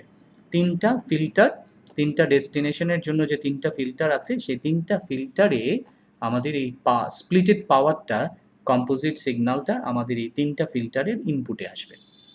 এখন এই ৩টা ফিল্টারের সেন্টার ফ্রিকোয়েন্সি F1, F2 এবং F3 যথাক্রমে F3 তে সেট করা আছে। তার মানে ফিল্টার 1 সে F1 এই সেন্টার ফ্রিকোয়েন্সির রেঞ্জের মধ্যে, upper cut off frequency, lower cut off frequency, এই রেঞ্জের মধ্যে যে সকল ফ্রিকোয়েন্সি আছে কেবলমাত্র তাদেরকে অ্যাকসেপ্ট করে বাকি যে ফ্রিকোয়েন্সিগুলো রয়েছে, অর্থাৎ F2, F3, এই ব্যান্ড অফ ফ্রিকোয়েন্সিগুলোকে সে রিজেক্ট করে দিবে, বাদ করে দিবে। তার মানে আমি ফিল্টার 1 এর আউটপুটে কেবলমাত্র ক্যারিয়ার F1 এর জন্য যে ফ্রিকোয়েন্সি আছে, যে মডুলেটেড সিগন্যালটি আছে, সেটি কেবলমাত্র F1 এর আউটপুটে পাবো। আর F2 এবং F3 এর জন্য যে ক্যারিয়ারটা, সেটা কিন্তু আমাদের ক্যারিয়ার 1 এর আউটপুট দিয়ে পাস হবে না, সেটা রিজেক্টেড হয়ে যাবে। ক্যারিয়ার 2 যেটা, সেটা আমাদের F2 এই সেন্টার ফ্রিকোয়েন্সিতে অ্যাডজাস্ট করা আছে। তার মানে সে কেবলমাত্র F2 ক্যারিয়ারের করসপন্ডিং যে আপার কাট অফ এবং লোয়ার কাট অফ ফ্রিকোয়েন্সি আছে, সেটিকে সিলেক্ট করবে এবং বাকি যে রেঞ্জ অফ ফ্রিকোয়েন্সি, অর্থাৎ F1, F3, তাদেরকে রিজেক্ট করে দিবে। অর্থাৎ ফিল্টার 2 এর আউটপুটে আমরা F2 ক্যারিয়ারের জন্য আমরা যে ডাবল সাইডব্যান্ড ফুল ক্যারিয়ার মডুলেটেড সিগন্যালটা পেয়েছিলাম, সেই সিগন্যালটা আমরা F2 ফিল্টারের আউটপুটে পাবো। এবার থার্ড যে ফিল্টারটা, সেই ফিল্টারটা আমরা বলেছি যে এটা F3 এই ফ্রিকোয়েন্সিতে অ্যাডজাস্ট করা আছে, সেন্টার ফ্রিকোয়েন্সিতে অ্যাডজাস্ট করা আছে। তাহলে সেন্টার ফ্রিকোয়েন্সি ডানে বামে আমাদের যে upper cut off frequency, lower cut off frequency যেটা আছে, সেই ফ্রিকোয়েন্সিকে সে অ্যাডজাস্ট করে F1 এবং F2 র করসপন্ডিং যে ফ্রিকোয়েন্সি, সেগুলোকে সে রিজেক্ট করে দিবে। তার মানে আমি আউটপুটে আরেকটা ডাবল সাইডব্যান্ড ফুল ক্যারিয়ার মডুলেটেড সিগন্যাল পেলাম। এখন আমাদের যে কাজ, সেটা হচ্ছে ইনপুটে আমরা যেহেতু মডুলেশন করেছি, মডুলেশন করা মানে হচ্ছে ক্যারিয়ারের সাথে ইনফরমেশন সিগন্যালকে কম্বাইন করা। এখন আমাদের ডিমডুলেশনে আমাদের কাজটা হচ্ছে ক্যারিয়ার থেকে, ইনফরমেশন সিগন্যাল থেকে ক্যারিয়ারটাকে বাদ দিয়ে দেওয়া, অর্থাৎ উল্টা প্রসেস। মডুলেটরে আমরা যেটা করেছি, সেটা হচ্ছে ইনফরমেশন সিগন্যালের সাথে হাই ফ্রিকোয়েন্সি ক্যারিয়ারকে কম্বাইন করেছি। আর ডিমডুলেশনের উদ্দেশ্য হচ্ছে আমাদের ইনফরমেশন সিগন্যাল থেকে হাই ফ্রিকোয়েন্সি ক্যারিয়ারকে আমরা বাদ দিব। তাহলে বাদ দেওয়ার জন্য আমরা একই ফ্রিকোয়েন্সি এক্ষেত্রে ইউজ করব ডিমডুলেটরে। ডিমডুলেটরে আমরা F1 ফ্রিকোয়েন্সি অথবা F1 ক্যারিয়ার দিয়ে আমরা যখন এই ডাবল সাইডব্যান্ড ফুল ক্যারিয়ার এই সিগন্যালটাকে, মডুলেটেড সিগন্যালকে আমি মাল্টিপ্লাই করব, তখন কিন্তু আমাদের ক্যারিয়ার পার্টটা এবং ইনফরমেশন সিগন্যাল পার্টটা আলাদা হয়ে যাবে। হায়ার অর্ডার ফ্রিকোয়েন্সি এবং লোয়ার ফ্রিকোয়েন্সি অর্থাৎ মডুলেটিং সিগন্যাল টার্মটা আলাদা হয়ে যাবে। তার মানে আউটপুটে, ডিমডুলেটরের আউটপুটে আমরা কিন্তু এই ফার্স্ট বেস ব্যান্ড সিগন্যাল যেটা ছিল, সেই সিগন্যালটাকে আমরা পুনরুদ্ধার, রিট্রিভ করতে পারলাম। এরপরে আমরা চলে আসব সেকেন্ড ডিমডুলেটরে। সেকেন্ড ডিমডুলেটরে একই কথা প্রযোজ্য।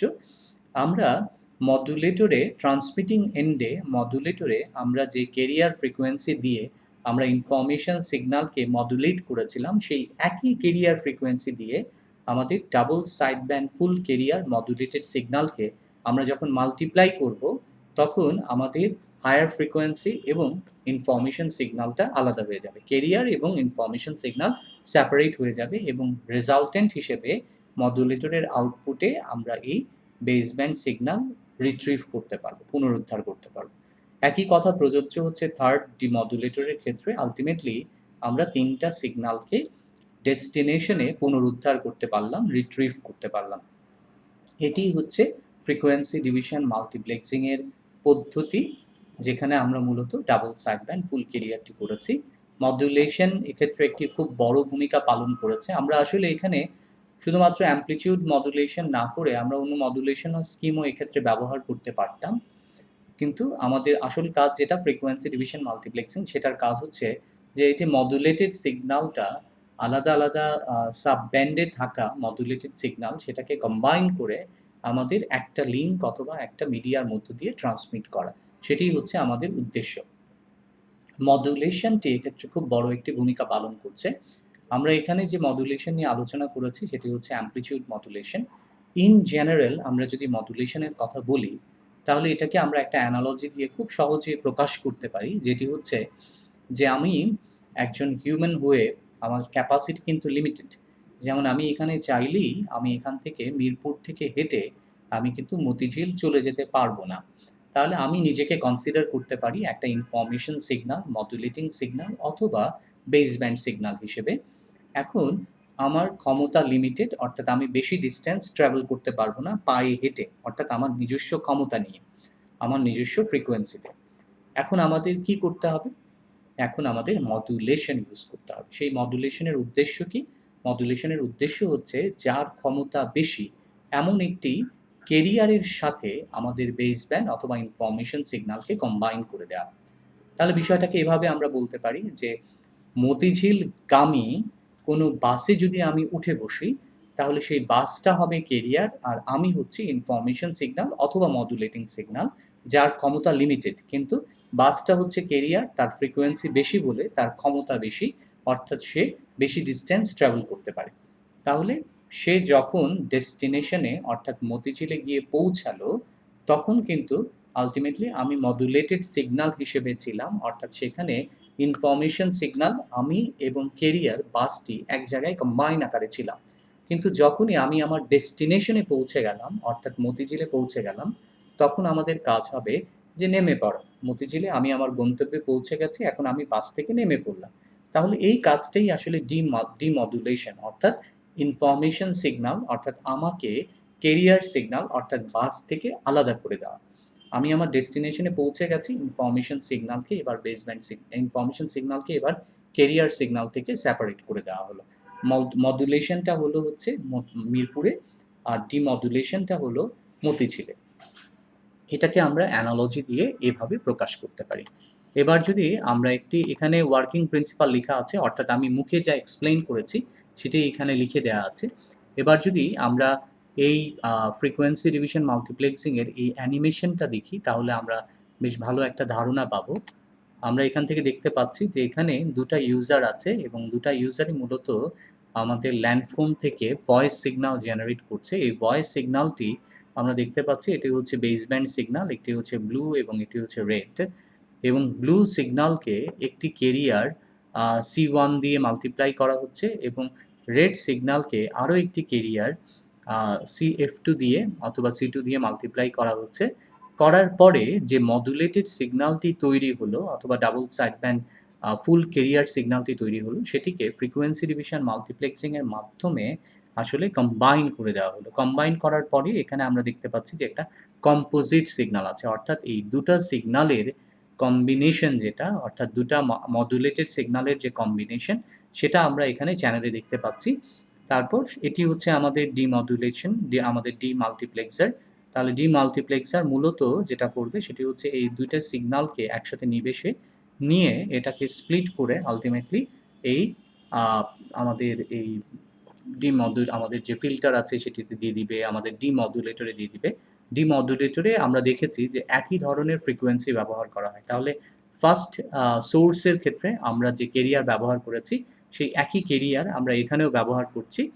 আর সেকেন্ড ইউজারের ক্ষেত্রে আমরা যে ক্যারিয়ার ব্যবহার করেছিলাম এখানেও একই ক্যারিয়ার ব্যবহার করা হয়েছে। আলটিমেটলি এই দুটা ক্যারিয়ার যখন আমাদের মডুলেটেড সিগন্যালকে মাল্টিপ্লাই করবে, তখন আমাদের ইনফরমেশন এবং ক্যারিয়ার সিগন্যালটি আলাদা হয়ে যাবে, অর্থাৎ ডেস্টিনেশনে আমি এরকম এই অরিজিনাল বেস ব্যান্ড সিগন্যালটি পাবো এবং আমাদের রিসিভিং এন্ডে যিনি আছেন তিনি আমাদের ট্রান্সমিটিং এন্ডের ভয়েসকে শুনতে পাবেন, অর্থাৎ কলার পার্টি, ইনি হচ্ছেন কলার পার্টি, ইনি হচ্ছেন কলড পার্টি। কলার পার্টি মানে হচ্ছে যিনি ফর্মটি করেন, যিনি কল ইনিশিয়েট করেন, আর কল পার্টি হচ্ছে যিনি ফোনটি রিসিভ করেন। তাহলে কলার পার্টি প্রথমে যে হ্যালো শব্দটি উচ্চারণ করেছে সেটি তখন রিসিভিং এন্ডে কলড পার্টি তখন শুনতে পাবে, হ্যালো শব্দটি শুনতে পাবে, অর্থাৎ সিগন্যালটি তখন রিট্রিভ হলো, পুনরুদ্ধার হলো। এই হচ্ছে আমাদের ফ্রিকোয়েন্সি ডিভিশন মাল্টিপ্লেক্সিং এর পদ্ধতি।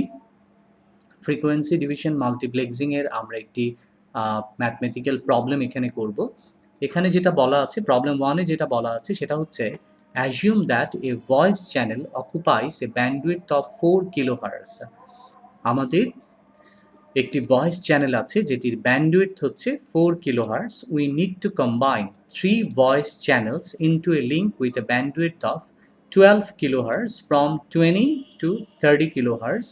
Show the configuration using the frequency domain. Assume there are no guard bands.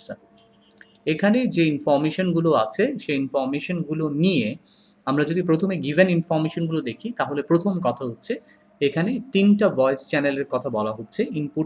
Input লাইনসে 3টা ভয়েস চ্যানেল থাকবে, প্রত্যেকটা ভয়েস চ্যানেলের ব্যান্ডউইথ হবে 4 কিলোহার্টজ করে, এবং এই 3টা ভয়েস চ্যানেলকে আমার একটি মাত্র লিঙ্ক দিয়ে ট্রান্সমিট করতে হবে, যে লিঙ্কের ব্যান্ড হচ্ছে, ফ্রিকোয়েন্সি ব্যান্ড হচ্ছে 20 থেকে 32 কিলোহার্টজ। তাহলে আমরা যদি রেঞ্জ অফ ফ্রিকোয়েন্সির কথা বলি, তাহলে হাই ফ্রিকোয়েন্সি থেকে আমরা যদি লোয়ার ফ্রিকোয়েন্সি বাদ দিই তাহলে কিন্তু ব্যান্ডউইথ পাওয়া যায়, আমরা জানি সেটা। তাহলে এখানে লিঙ্কের হাই ফ্রিকোয়েন্সি হচ্ছে 32 কিলোহার্টজ আর লোয়ার ফ্রিকোয়েন্সি হচ্ছে 20 কিলোহার্টজ। তাহলে 32 kilohertz minus 20 kilohertz equal to 12 kilohertz, সেটি হচ্ছে আমাদের লিঙ্কের ব্যান্ডউইথ, যেটা এখানে দেওয়া আছে। এখন বলা হচ্ছে যে আমাদের প্রশ্নটা কি, আসলে প্রশ্নটা হচ্ছে শো দ্য কনফিগারেশন, অর্থাৎ ফিগার এঁকে দেখাইতে হবে। ফিগারটাই হচ্ছে আমাদের প্রশ্নের উত্তর। ফিগার এঁকে দেখাইতে হবে, এবং যেখানে আমাদের কনফিগারেশনটা থাকবে হচ্ছে ফ্রিকোয়েন্সি ডোমেইনে, অর্থাৎ আমরা যে সিগন্যালটা আঁকবো সেটা ফ্রিকোয়েন্সি ডোমেইনে। ফ্রিকোয়েন্সি ডোমেইন মানে কি? ফ্রিকোয়েন্সি ডোমেইন মানে হচ্ছে যখন এক্স এক্সিসে আমরা টাইমের পরিবর্তে আমরা ফ্রিকোয়েন্সি ব্যবহার করি তখন সেটা হচ্ছে ফ্রিকোয়েন্সি ডোমেইন। তার মানে এক্স এক্সিসে থাকবে ফ্রিকোয়েন্সি আর ওয়াই এক্সিসে থাকবে অ্যামপ্লিটিউড অথবা ম্যাগনিটিউড। আর টাইম ডোমেন সিগন্যালটা কি? যখন এক্স এক্সিসকে আমরা টাইম দিয়ে প্রকাশ করব, আমাদের ফাংশনটা হয়ে যাবে টাইম, এবং ওয়াই এক্সিসটা আমাদের থাকবে ম্যাগনিটিউড, তখন সেটাকে আমরা বলবো টাইম ডোমেন সিগন্যাল।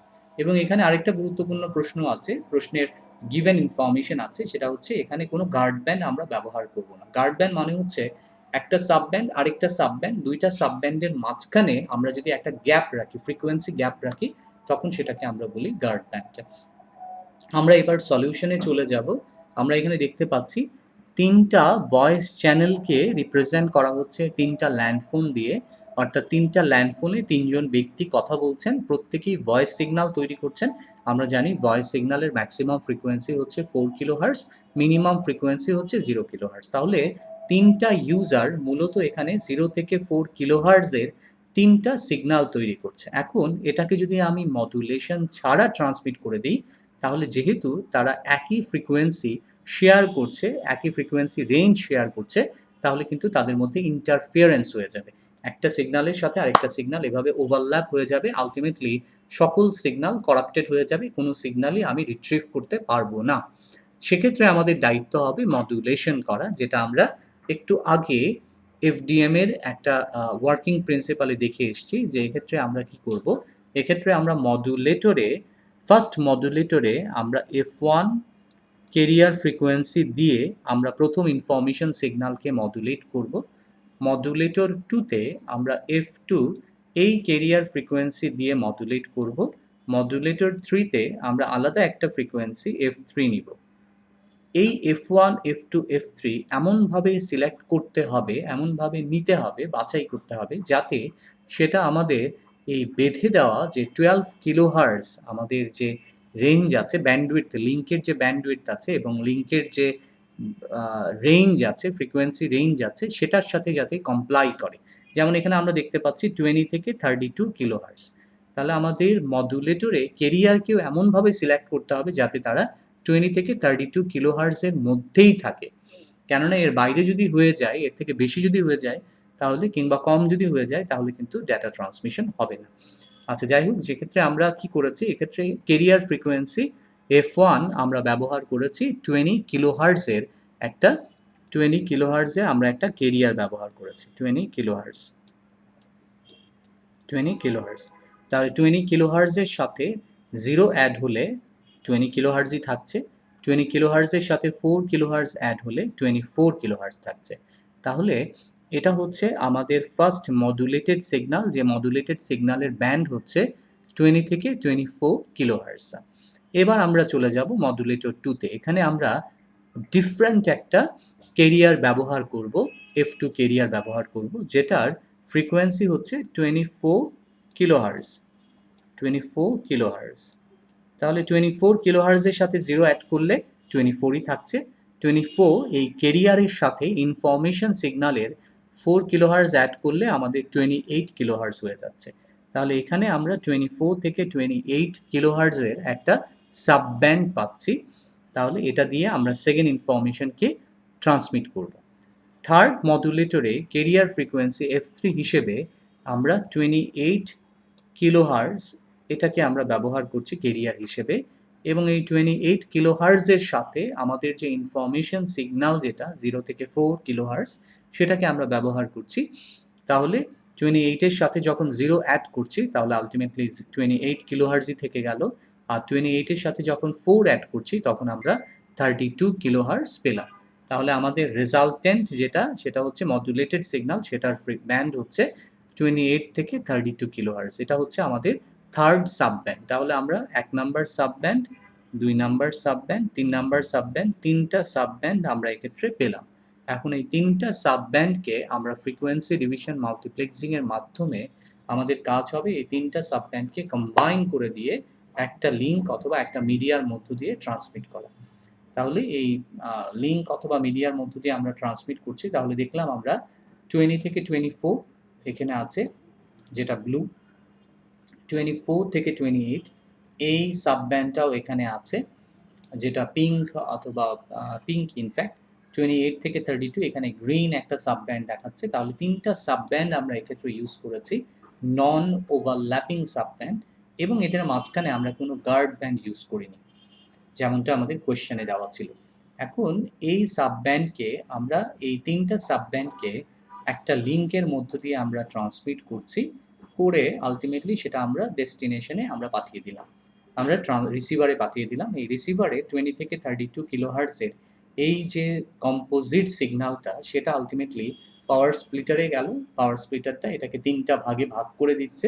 3টা ভাগে ভাগ করে দিচ্ছে মানে পাওয়ারকে ভাগ করছে। সিগন্যাল ওই কম্পোজিট সিগন্যালই আছে।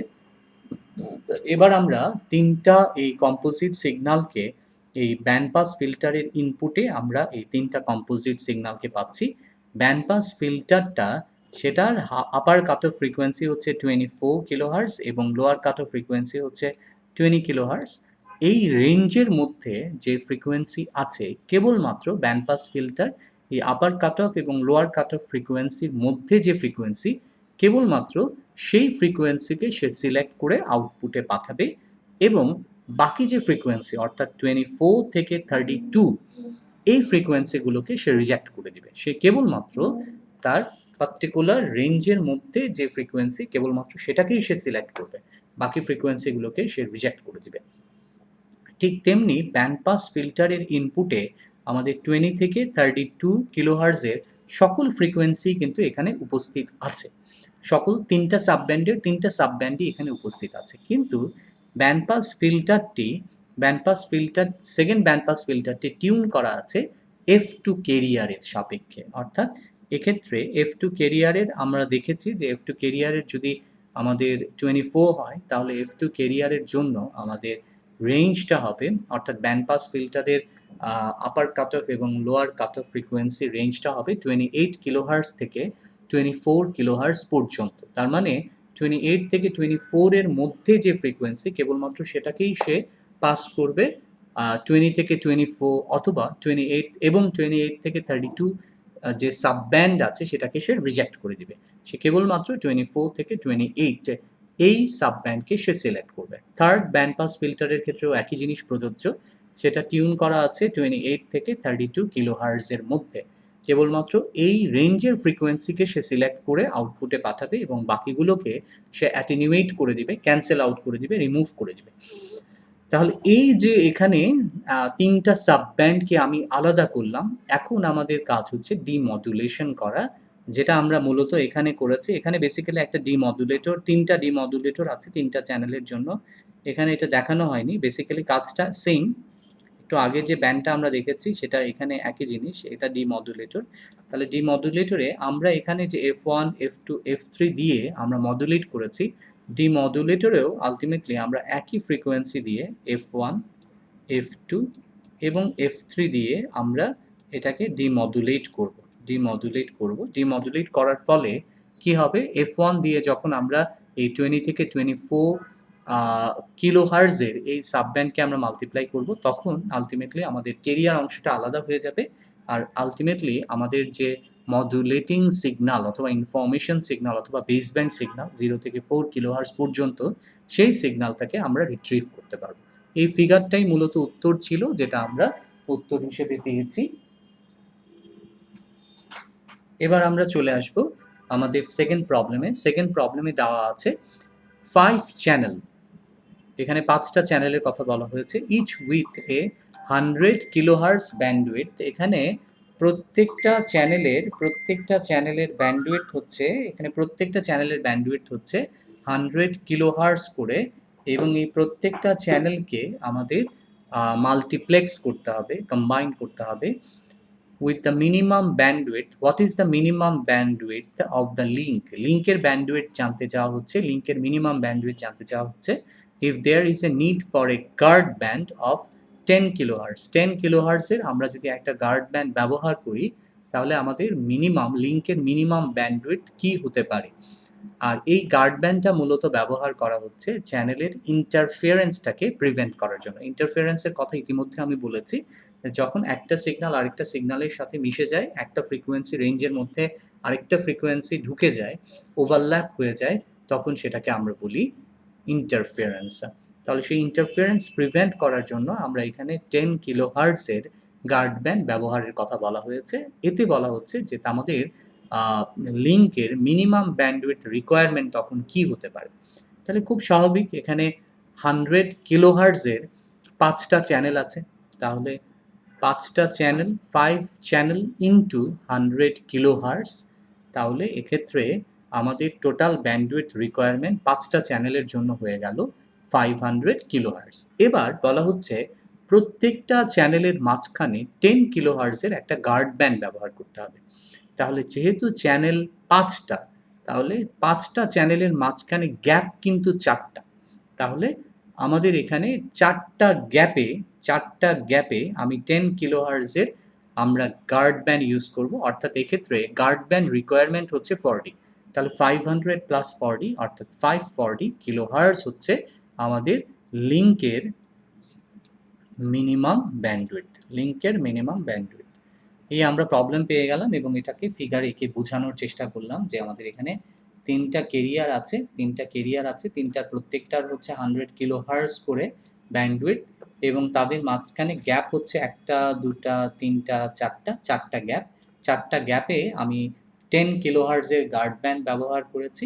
তাহলে আমাদের রেজাল্টেন্ট যে লিংকের ব্যান্ডউইথ সেটা হয়ে গেল 540 কিলোহার্টজ।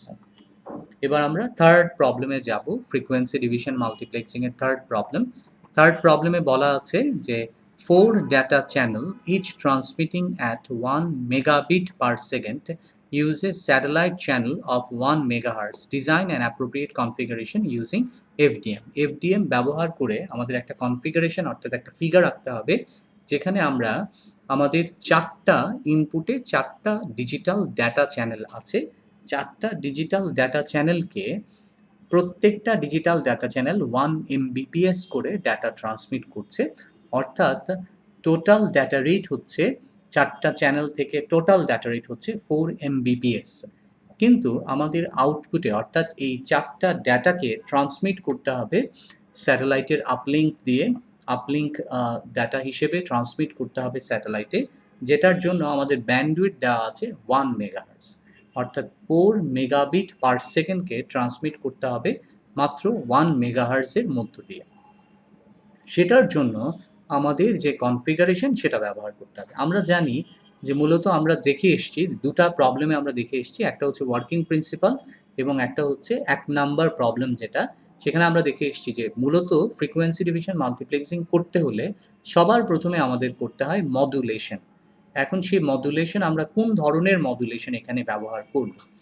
এখানে আমরা বলেছি যে এখানে আমাদের কেরিয়ারটা হবে অ্যানালগ নেচারের, কিন্তু আমাদের ইনফরমেশন সিগন্যাল যেটা সেটা কিন্তু ডিজিটাল, এবং সেখান থেকে আমরা 1 এমবিপিএস করে প্রত্যেকটা চ্যানেল থেকে ডেটা পাচ্ছি। কাজটা হচ্ছে এই 4 এমবিপিএসকে 1 মেগাহার্টজের মধ্যে জায়গা দেওয়া, অর্থাৎ আমাদের যে টোটাল ডেটা আছে সেই টোটাল ডেটার প্রত্যেকটা বিটকে আমরা যদি 1 হার্জের মধ্যে আমরা জায়গা দিতে চাইতাম তাহলে আমাদের রিকোয়ারমেন্ট কিন্তু হতো 4 মেগাহার্জ করে, প্রত্যেক বিটের জন্য একটা করে হার্জ। তাহলে আমাদের রিকোয়ারমেন্ট হতো 4 মেগাবিট পার সেকেন্ডের জন্য 4 মেগাহার্জ। কিন্তু এখানে আমাদের কিন্তু বলে দেওয়া আছে যে আমাদের স্যাটেলাইট আপলিঙ্ক চ্যানেলের আমাদের লিঙ্ক ব্যান্ডউইথ হচ্ছে 1 মেগাহার্জ। তাহলে 1 মেগাহার্জে আমাদের এই 4 মেগাবিট পার সেকেন্ডকে ট্রান্সমিট করতে হবে। এতে কি হবে, এখানে রিকোয়ারমেন্ট হচ্ছে যে আমাদের ডেটাকে 4 ভাগের 1 ভাগ করে নিতে হবে, টোটাল ডেটা বিটকে অথবা ডেটা রেটকে 4 ভাগের 1 ভাগ করে দেন আমাদের এই অ্যানালগ চ্যানেল দিয়ে ট্রান্সমিট করে দিতে হবে। এর জন্য আমরা যেটা প্রথমেই করব সেটা হচ্ছে মডুলেশন। এখন মডুলেশন যেন তেন মডুলেশন করলে হবে না, যেমন এএসকে, এফএসকে, বিএসকে কিংবা amplitude modulation, frequency modulation, phase modulation এরকম জেনারেল মডুলেশন করলে হবে না। আমার এখানে হায়ার অর্ডার মডুলেশন করতে হবে। হায়ার অর্ডার মডুলেশন মানেই হচ্ছে যেখানে আমরা একটা সিগনাল অথবা একটা সিম্বলের মধ্যে আমরা বেশি পরিমাণে ডেটাকে জায়গা দিতে পারি। বিষয়টাকে আমরা এভাবে প্রকাশ করতে পারি, আমরা যদি একটা ডিজিটাল ডেটার কথা চিন্তা করি, যে আমার একটা ডিজিটাল ডেটা আছে, ধরি এখানে 1 আছে, 0 আছে, 1 আছে, এরকম আমাদের ডিজিটাল ডেটা আছে। আমরা 4টা ডিজিটাল ডেটার কথা চিন্তা করছি, 4টা ডিজিটাল ডেটার কথা চিন্তা করছি। তাহলে এটা কিন্তু আমাদের ডেটা অথবা ডিজিটাল ইনফরমেশন। এটা হচ্ছে আমাদের information signal, input information signal অথবা মডুলেটিং সিগন্যাল। এখন এটার সাথে আমরা একটা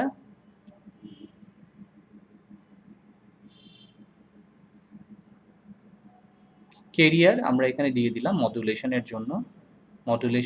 আমরা এখানে একটা কেরিয়ার ইউজ করছি। তাহলে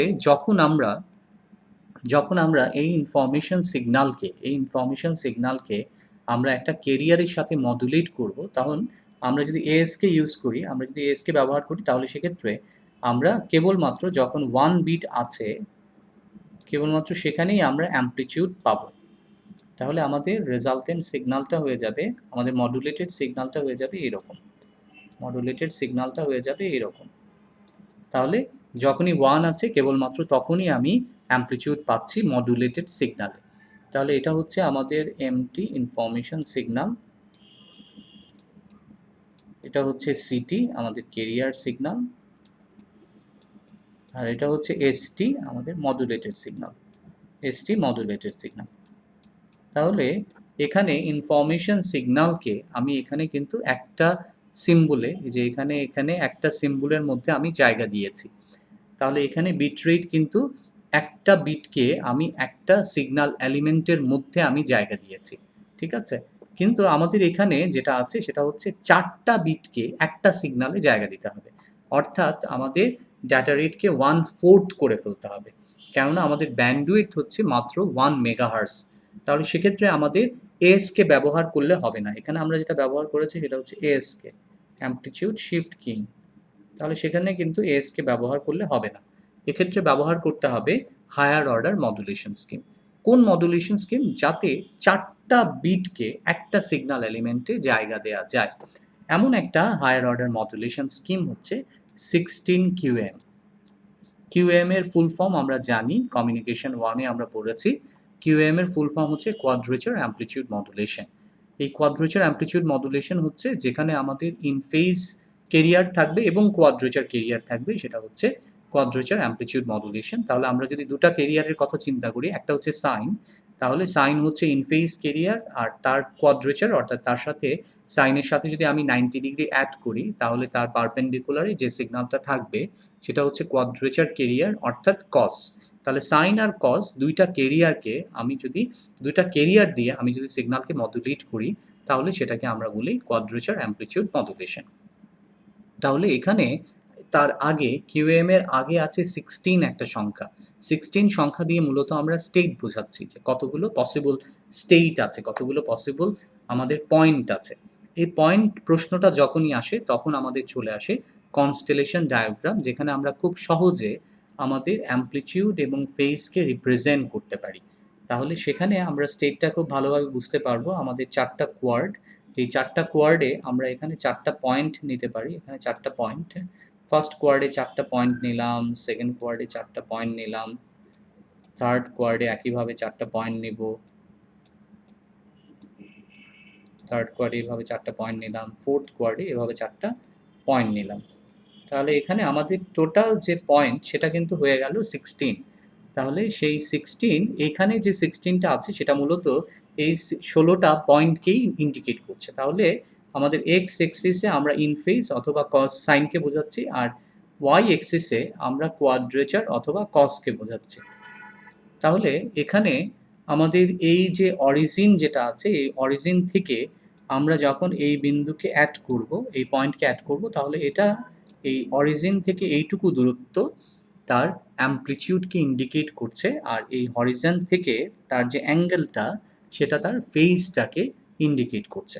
ঠিক তেমনি আমরা যদি এখানে এই পয়েন্টগুলোকে অ্যাড করি, যেমন এখানে যে 4টা পয়েন্ট আছে সেই 4টা পয়েন্টকে আমরা যদি অ্যাড করি তাহলে আমরা দেখতে পাবো, 4টা পয়েন্টকে অ্যাড করি তাহলে আমরা দেখতে পাবো আমাদের এখানে 4টা অ্যামপ্লিটিউডকে সে কিন্তু রিপ্রেজেন্ট করছে, 4 ধরনের অ্যামপ্লিটিউড, এবং ফেজকে সে রিপ্রেজেন্ট করছে। তার মানে অ্যামপ্লিটিউড এবং ফেজের যে সেট সেটা কিন্তু 4টা আলাদা আলাদা ভ্যালুকে রিপ্রেজেন্ট করছে কম্বাইন্ড ভাবে।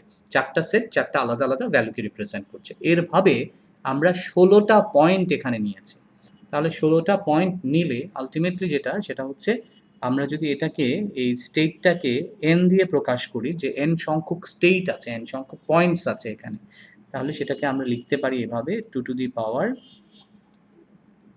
পাওয়ার small n, 2 to the power small n। এখানে স্মল nটা কি? নাম্বার অফ বিটস, কতগুলো বিটকে আমি একটা সিগন্যাল এলিমেন্ট অথবা সিম্বলের মধ্যে এনকোড করলাম সেটা হচ্ছে n এর সংখ্যা। তাহলে এখানে আমাদের যেহেতু 16 আছে, 16 হচ্ছে নাম্বার অফ স্টেট অথবা number of points in a constellation diagram. তাহলে এখানে আমরা n এর ভ্যালু খুব ইজিলি লিখতে পারি 2 টু দি পাওয়ার 4। তাহলে 16 QAM এ আমরা মূলত 4টা বিটকে একটা সিগন্যাল এলিমেন্টে জায়গা দিতে পারি। সেই হিসেবে আমরা বলেছি যে এক্ষেত্রে আমরা 16 QAMটা ব্যবহার করব।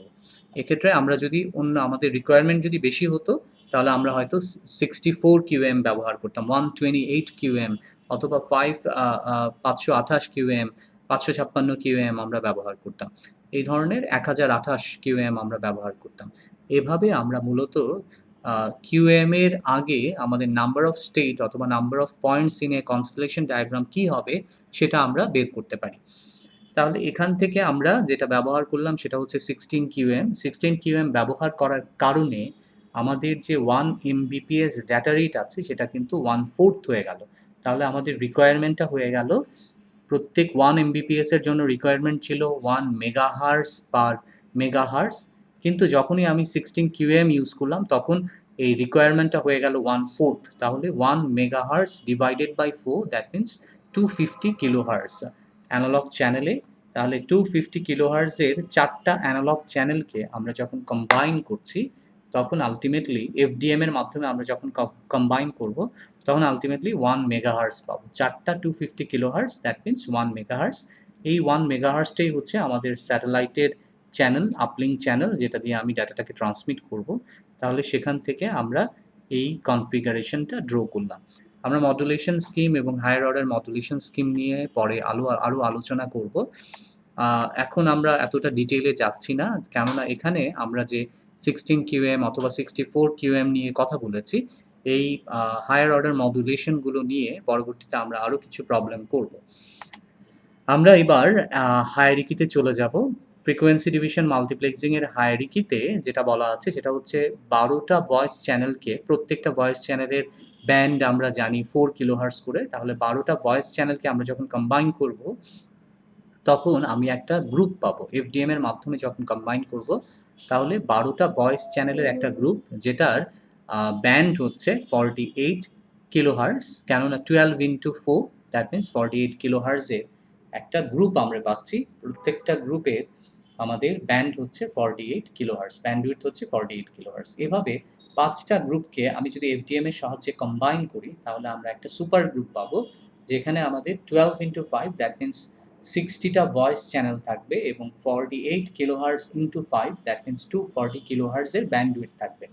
এভাবে 10টা সুপার গ্রুপকে আমি যদি কম্বাইন করি, তাহলে একটা মাস্টার গ্রুপ পাবো, যেটার ব্যান্ডউইথ হবে 2.52 মেগাহার্টজ, যেখানে আমাদের 600টা ভয়েস চ্যানেল থাকবে। এভাবে 6টা মাস্টার গ্রুপকে আমি যদি এফডিএম এর সাহায্যে কম্বাইন করি, তাহলে আমরা একটা জাম্বো গ্রুপ পাবো, যেখানে আমাদের 3600টা ভয়েস চ্যানেল থাকবে এবং ভয়েস চ্যানেলের আমাদের ব্যান্ডউইথ হবে, 3600টা ভয়েস চ্যানেলের ব্যান্ডউইথ হবে 16.984 মেগাহার্টজ। এটা হচ্ছে আমাদের টোটাল ব্যান্ডউইথ। এই জিনিসটা হয় মূলত আমরা যখন লোকাল এক্সচেঞ্জ গুলোতে আমরা যখন একসাথে অনেকগুলো ল্যান্ডলাইন থেকে আসা অনেকগুলো চ্যানেলকে আমরা কম্বাইন করি, কম্বাইন করে আমরা যখন লোকাল এক্সচেঞ্জ কিংবা এক্সচেঞ্জ অফিসে নিয়ে যাই, তখন আমরা এরকম হায়ারার্কি দেখতে পাই। অর্থাৎ অনেকগুলো চ্যানেলকে first stage, second stage, third stage এবং ফোর্থ স্টেজে কম্বাইন করে আলটিমেটলি লিমিটেড চ্যানেলের মধ্য দিয়ে, লিমিটেড লিঙ্কের মধ্য দিয়ে আমাদের আলটিমেটলি পাঠানো হয় হচ্ছে আমাদের এক্সচেঞ্জ অফিসে। এটা ছিল আমাদের এফডিএম হায়ারার্কি, অ্যানালগ হায়ারার্কি। এবার আমরা ফোর্থ প্রবলেমে চলে যাব। ফোর্থ প্রবলেমে যেটা বলা আছে সেটা হচ্ছে যে এখানে অ্যাডভান্স মোবাইল ফোন সিস্টেম, এএমপিএস, এটা হচ্ছে একটা স্ট্যান্ডার্ড আমাদের ওয়্যারলেস কমিউনিকেশনের। 1G স্ট্যান্ডার্ড হচ্ছে এএমপিএস। আমাদের 2G, 3G, 4G, 5G যে জেনারেশনের কথাই আমরা বলি না কেন, 1983-তে আমরা আমাদের ওয়্যারলেস কমিউনিকেশন, সেলুলার ওয়্যারলেস কমিউনিকেশনের যাত্রা শুরু করেছিলাম। সেলুলার কমিউনিকেশনের যাত্রা শুরু করেছিলাম 1G, অর্থাৎ এই এএমপিএস এর মাধ্যমে, অ্যাডভান্স মোবাইল ফোন সিস্টেম। সেই স্ট্যান্ডার্ডের কথাই এখানে বলা হচ্ছে। বলা হচ্ছে এএমপিএস এ দুটা ব্যান্ড ইউজ করা হচ্ছে। দুটা ব্যান্ড মানে হচ্ছে আপলিঙ্ক এবং ডাউনলিঙ্ক ব্যান্ড, এবং দুটা ব্যান্ডে আমাদের ফ্রিকোয়েন্সি রেঞ্জ হচ্ছে 824 থেকে 849 মেগাহার্টজের। ফর সেন্ডিং, যখন আমি এক ট্রান্সমিটার, একজন ইউজার যখন নেটওয়ার্কে ডাটা ট্রান্সমিট করবে, সেন্ড করবে, তখন সেটাকে আমরা বলি আপলিঙ্ক চ্যানেল অথবা আপলিঙ্ক ব্যান্ড। তাহলে সেই আপলিঙ্ক ব্যান্ডের আমাদের ফ্রিকোয়েন্সি দেওয়া আছে 824 থেকে 849 মেগাহার্টজ। তারপরে যেটা বলা হচ্ছে ফর রিসিভিং, অর্থাৎ নেটওয়ার্ক থেকে যখন একজন ইউজার ডাটা রিসিভ করবে, অর্থাৎ ডাউন লিঙ্ক, তখন সেক্ষেত্রে ফ্রিকোয়েন্সি রেঞ্জ যেটা, সেটা হচ্ছে 869 থেকে, এটা হচ্ছে আপলিঙ্কের জন্য, এটা হচ্ছে ডাউন লিঙ্কের জন্য, 869 থেকে 894 মেগাহার্টজের ডাউন লিঙ্ক। বলা হচ্ছে যে প্রত্যেক ইউজারের জন্য ব্যান্ডউইথ হচ্ছে 30 কিলোহার্টজ করে in each direction. Each direction মানে হচ্ছে আপলিঙ্ক এবং ডাউনলিঙ্ক। অর্থাৎ আপলিঙ্ক হচ্ছে যখন ইউজার নেটওয়ার্কে পাঠাবে তখন সেটা হচ্ছে আপলিঙ্ক, আর নেটওয়ার্ক থেকে যখন ইউজারের কাছে আসবে তখন সেটা ডাউনলিঙ্ক। আরো সহজভাবে বলতে গেলে, আমি যখন আমার ফোন থেকে বিটিএস এ ডেটা ট্রান্সফার করব, তাহলে আমার ফোন থেকে বিটিএস এ, মোবাইল স্টেশন থেকে যখন বিটিএস এ ডাটা যাবে তখন সেটা হচ্ছে আপলিঙ্ক। আবার বিটিএস থেকে যখন আমার কাছে চ্যানেল আসবে, ডাটা আসবে, তখন সেটাকে আমরা বলবো ডাউনলিঙ্ক। তাহলে ইচ ডিরেকশন বলতে এমএস থেকে বিটিএস এবং বিটিএস থেকে এমএস এ আসার কথাটা বোঝানো হচ্ছে।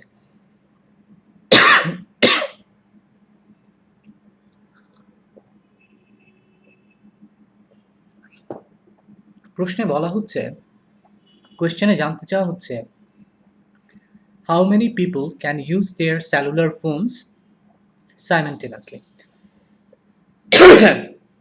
কতজন ব্যবহারকারী একই সাথে সেলুলার ফোন ব্যবহার করতে পারবে? তাহলে আমরা এখান থেকে আপলিঙ্ক ফ্রিকোয়েন্সি ব্যান্ড যেটা, সেটার ফ্রিকোয়েন্সি রেঞ্জ যদি দেখি, তাহলে এটার ম্যাক্সিমাম ফ্রিকোয়েন্সি হচ্ছে 849 মেগাহার্টজ, আর মিনিমাম ফ্রিকোয়েন্সি হচ্ছে 824 মেগাহার্টজ। তাহলে সেখান থেকে আমরা বড় ফ্রিকোয়েন্সি থেকে ছোট ফ্রিকোয়েন্সি মাইনাস করলে আমরা কিন্তু ব্যান্ডউইথ পেয়ে যাব। তাহলে আমরা আপলিঙ্কের ব্যান্ডউইথ পাবো 849 minus 824, দ্যাট মিনস 25 মেগাহার্টজ, এবং ডাউনলিঙ্কের যে ফ্রিকোয়েন্সি সেটা হচ্ছে 894 হায়ার ফ্রিকোয়েন্সি, আর লোয়ার ফ্রিকোয়েন্সি হচ্ছে 869 মেগাহার্টজ। এটা যদি আমরা মাইনাস করি তাহলেও আমাদের ব্যান্ডউইথ পাবো 25 মেগাহার্টজ। তাহলে এই হচ্ছে আমাদের ইচ ডিরেকশনে টোটাল ব্যান্ডউইথ 25 মেগাহার্টজ, আর আমাদের প্রত্যেক ইউজারের জন্য ব্যান্ডউইথ হচ্ছে 30 কিলোহার্টজ করে। তাহলে আমরা কিভাবে টোটাল নাম্বার অফ ইউজার বের করতে পারবো? বিষয়টা খুব সহজ। Total bandwidth divided by number of user, যেমনটা আমরা এফডিএম এর ক্ষেত্রে দেখেছিলাম। এফডিএম এ আমরা দেখেছিলাম যে আমাদের 9 মেগাহার্টজ ছিল টোটাল আমাদের লিঙ্কের ব্যান্ডউইথ, তার আমার 3 জন ইউজার ছিল। আমি 3 জন ইউজারের মধ্যে এই 9 মেগাহার্টজ সমানভাবে ভাগ করে দিয়েছিলাম। প্রত্যেক ইউজার পেয়েছিল 3 মেগাহার্টজ করে। এখানেও একই কথা প্রযোজ্য, প্রত্যেক ইউজারের জন্য আমাদের ব্যান্ড হচ্ছে 30 কিলোহার্টজ করে, আর টোটাল ব্যান্ডউইথ হচ্ছে 25 মেগাহার্টজ। তাহলে আমরা যদি 25 মেগাহার্টজকে আমরা যদি 30 কিলোহার্টজ দিয়ে ডিভাইড করি, 30 কিলোহার্টজ দিয়ে, তাহলে আলটিমেটলি আমি 833.33 এই সংখ্যাটা পাচ্ছি। তাহলে এখানে একটা ফ্র্যাকশন আছে, তাহলে ইউজারের সংখ্যা কখনো ফ্র্যাকশন হতে পারে না। আবার তাহলে এই ফ্র্যাকশনটা আমরা যদি বাদ দিই তাহলে এখানে আমরা পাচ্ছি 833। 833 একটা অড সংখ্যা, তাহলে এটাকে ইভেন করার জন্য আমাদের 1 মাইনাস করতে হবে। দ্যাট মিনস 1 মাইনাস করলে আমরা 832 পাচ্ছি। 832 আমাদের এই চ্যানেলটা আমরা পাচ্ছি। তাহলে এই চ্যানেলের টোটালটা কিন্তু একজন ইউজারকে দিয়ে দেওয়া হয় না। আমরা যে কোনো কমিউনিকেশনের জন্য আমরা জেনারেলি দুই ধরনের চ্যানেল ইউজ করি। একটা হচ্ছে ট্রাফিক চ্যানেল, আর একটা হচ্ছে কন্ট্রোল চ্যানেল। ট্রাফিক চ্যানেল মানে হচ্ছে যে চ্যানেল দিয়ে একজন ইউজার তার ভয়েস অথবা ডেটা ট্রান্সমিট করবে, সেটা হচ্ছে ট্রাফিক চ্যানেল, যেটা ইউজারকে নেটওয়ার্ক থেকে দিয়ে দেওয়া হয়। আরেকটা হচ্ছে যেটা হচ্ছে আমাদের কন্ট্রোল চ্যানেল। কন্ট্রোল চ্যানেলটা মূলত ব্যবহার করা হয় হচ্ছে এই ট্রাফিক চ্যানেলগুলোকে নিয়ন্ত্রণ করার জন্য। তাহলে ট্রাফিক চ্যানেলে আমরা কাজ হচ্ছে এই কন্ট্রোল চ্যানেলের কাজ হচ্ছে ট্রাফিক চ্যানেলগুলোকে নিয়ন্ত্রণ করা। তাহলে সেক্ষেত্রে আমরা ট্রাফিক চ্যানেল হিসেবে ব্যবহার করছি যতগুলো চ্যানেল, তার সাথে 832-র মধ্যে, এই 832 চ্যানেলের মধ্যে আমার মূলত ট্রাফিক চ্যানেলও আছে, আবার কন্ট্রোল চ্যানেলও কিন্তু আছে। তাহলে এখানে আমরা 832-তে দুটা চ্যানেল পাচ্ছি, একটা হচ্ছে ট্রাফিক চ্যানেল আর একটা হচ্ছে কন্ট্রোল চ্যানেল। তাহলে ট্রাফিক চ্যানেল এবং কন্ট্রোল চ্যানেল মিলে 832। আর এএমপিএসে আমাদের এই ট্রাফিক চ্যানেলকে মেনটেন করার জন্য এএমপিএস স্ট্যান্ডার্ডে উল্লেখ করা আছে যে এখানে 42টা চ্যানেল দিয়ে দেওয়া হবে, 42 চ্যানেল দিয়ে দেওয়া হবে কন্ট্রোল পারপাসে। এই 42 চ্যানেল যেটা, সেই সংখ্যাটা আসলে ফিক্সড, সেটা এএমপিএস স্ট্যান্ডার্ডের জন্য একটা নেটওয়ার্কের একটা বিটিএস থেকে যখন 832টা চ্যানেল অ্যালোকেট করা হয়, তার মধ্যে থেকে 32টা চ্যানেল দিয়ে দেওয়া হয়, 42টা চ্যানেল দিয়ে দেওয়া হয় কন্ট্রোল চ্যানেল হিসেবে, অর্থাৎ ট্রাফিক চ্যানেলগুলোকে মেনটেন করার জন্য। তাহলে এই 832 থেকে 42 চ্যানেল যদি আমরা মাইনাস করি, সেক্ষেত্রে আমরা 790 চ্যানেল পাচ্ছি সেলুলার ফোনের ইউজারদের জন্য। তাহলে ইউজারদেরকে আমি অ্যালোকেট করতে পারবো 790টা চ্যানেল, বাকি 42টা চ্যানেল আমাদের কন্ট্রোল চ্যানেল হিসেবে ব্যবহৃত হবে। এখানে এফডিএম এর কিছু অ্যাপ্লিকেশন এবং এক্সাম্পল দেওয়া আছে, অ্যাডভান্টেজ এবং ডিসঅ্যাডভান্টেজ দেওয়া আছে। এই জিনিসগুলো আপনারা পড়বেন। আমরা লেকচার 2 এর ভিডিও শুরু করব অর্থোগোনাল ফ্রিকোয়েন্সি ডিভিশন মাল্টিপ্লেক্সিং থেকে। সেই পর্যন্ত সবাই ভালো থাকেন। আজকের মতো ক্লাস এখানেই শেষ করছি। ধন্যবাদ।